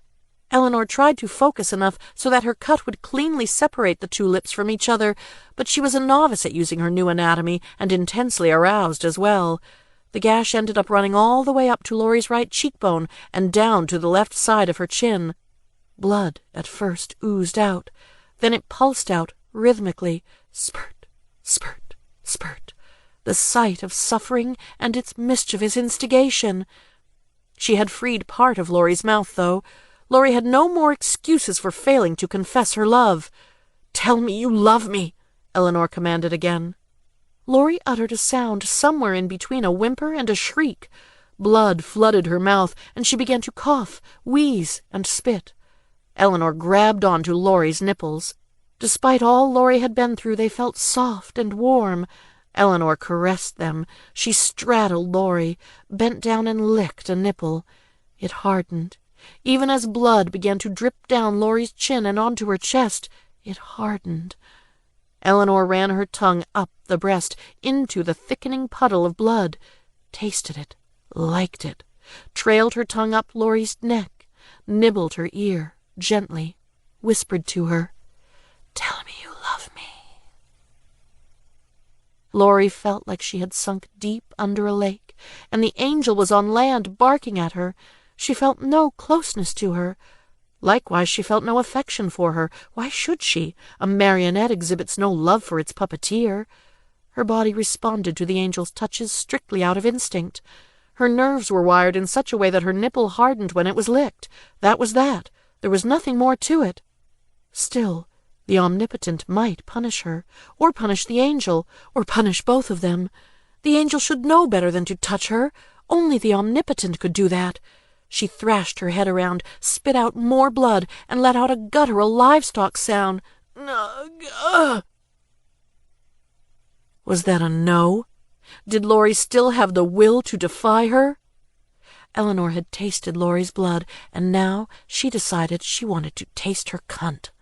She spread Lori's broken legs, eliciting many howls from the bitch, and tasted the warmth, the wetness there, the tastes of suffering and its mischievous instigation. Tasting wasn't enough. She had to start chewing. She had to start ripping the meat away until a piece of outer labia dangled from her mouth. Lori screamed and started to pass out. Eleanor slapped her. "Don't you dare go to sleep on me." She inserted a talon between Lori's legs. It did what talons do. Blood pooled together with her natural wetness, making the going deliciously slippery. The talons slammed deep, and Lori bucked in rhythm with the penetration. "Tell me you love me," Eleanor commanded. "Now, you fucking whore!" Eleanor felt more alive than she ever had, more aroused than she ever had. She turned herself around so that she was sitting on Lori's face, while at the same time finger-fucking her. She began to grind her vulva into Lori's mouth wound. A piece of meat from Lori's mouth came up to meet her.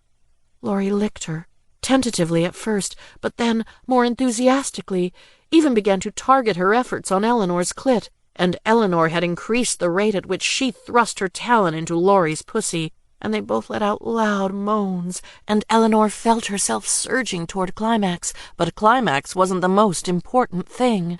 She pulled herself off Lori and commanded her once again, "Now tell me that you love me." And Lori opened her mouth, but choked on her own blood and couldn't articulate words. All that she managed to produce was a groan, a grunting, howling sound. "Just nod," Eleanor said through gritted teeth. "Just nod if you love me." And, after a long time, Lori's head shuddered with a tiny twitch. Then she coughed up more blood, forcing her head into a convulsion not unlike a nod. And Eleanor knew, finally knew, that a beautiful young woman loved her. It was as though there were a million little windows in her brain. Seeing Lori confess her love made her feel like all of them had been opened to let in fresh air.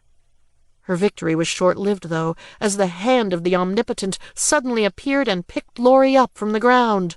"How dare my concubine commit adultery in my presence? How dare she declare her love for another?" And with that, his hand of flame fell over the gash Eleanor had made in Lori's face, and the two edges of the gash were once again fused together, and he cauterized her cunt wounds, and then he shrunk himself down to the size of a mortal man, and took on a naked mortal man's appearance, and he held a flogger made of living lampreys, and took it to his concubine as punishment for confessing love for another. And this was the game Eleanor and I played with Lori. Eleanor tortured Lori until she was convinced that Lori had confessed her love for her. Then I tortured Lori for having confessed love for another, for having lain with another. I would not ordinarily have permitted an angel to play with my concubine. No one plays with my things without my permission. The play session was only permitted because it was part of Lori's torture. It was sort of a warm-up, foreplay, and Eleanor was the most exquisite torturer. I wept when I saw her at work. Miracles. Miracle Baby Survives Apparent Abduction by Nancy Cavendish, Associated Press. Portsmouth, Virginia, AP. The grandmother of an abducted infant called his return a miracle, but authorities say this development only raises more questions about the continued disappearance of the baby's mother. A spokesman for the Virginia State Police stated that 24-year-old Lori Morris went missing the same day as her child and was, in fact, identified by an eyewitness account as his abductor. Police also stated they had reason to believe that an Indiana woman, 37-year-old Eleanor Blake, may have also been involved in the abduction plot. The return of the special needs infant, apparently unharmed despite previous reports he had been injured by his mother, has led police to speculate that Ms. Morris may have had second thoughts about the abduction and returned him home. "We suspect that Lori Morris and Eleanor Blake came to regret their decision," Trooper John Connolly of the Virginia State Police said. "We have reason to believe, however, that they may still be dangerous to themselves or others. We ask that they continue to make things right and turn themselves in. Further attempts to evade justice will only make their situation worse. We have no other comment at this time." The infant's grandmother and legal guardian, 47-year-old Jennifer Morris, disputes the state police theory that her daughter returned the infant. "It wasn't Lori who brought Josh back to us. It was an angel." Jennifer Morris' story of being awakened at 3 a.m. by a visitor who returned the child has gone viral on social media. One status she posted yesterday morning described the alleged encounter this way: "I couldn't see him that well. It was dark. I couldn't understand everything he was saying. It was like he was speaking in tongues, but I saw him, and then, like that, he was gone, back to heaven." Jennifer Morris reports that Victory Assembly of God, where she is a member, has scheduled a special prayer and praise service to honor the child's return. I have faith that this will be the first of many miracles. Josh will get better over time. His physical problems will go away. I just know it. He's my miracle baby. There's no reason he won't grow up to get married and have a family like everyone else. There's no reason why he won't grow to a ripe old age. It's clear God saved Josh for a reason. He has a special purpose for this child to fulfill. This has been The Sadist's Bible by Nicole Cushing. Read for you by Julia Duval. Copyright 2017 by 01 Publishing Audio. All rights reserved. If you enjoyed this book, please check out our other titles at 01publishing.com or visit the author's website at NicoleCushing.com. This has been The Sadist's Bible by Nicole Cushing. Read for you by Julia Duval. Copyright 2017 by 01 Publishing Audio. All rights reserved.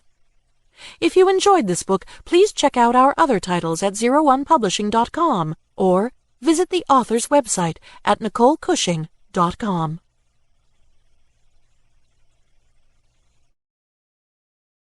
Audible hopes you have enjoyed this program.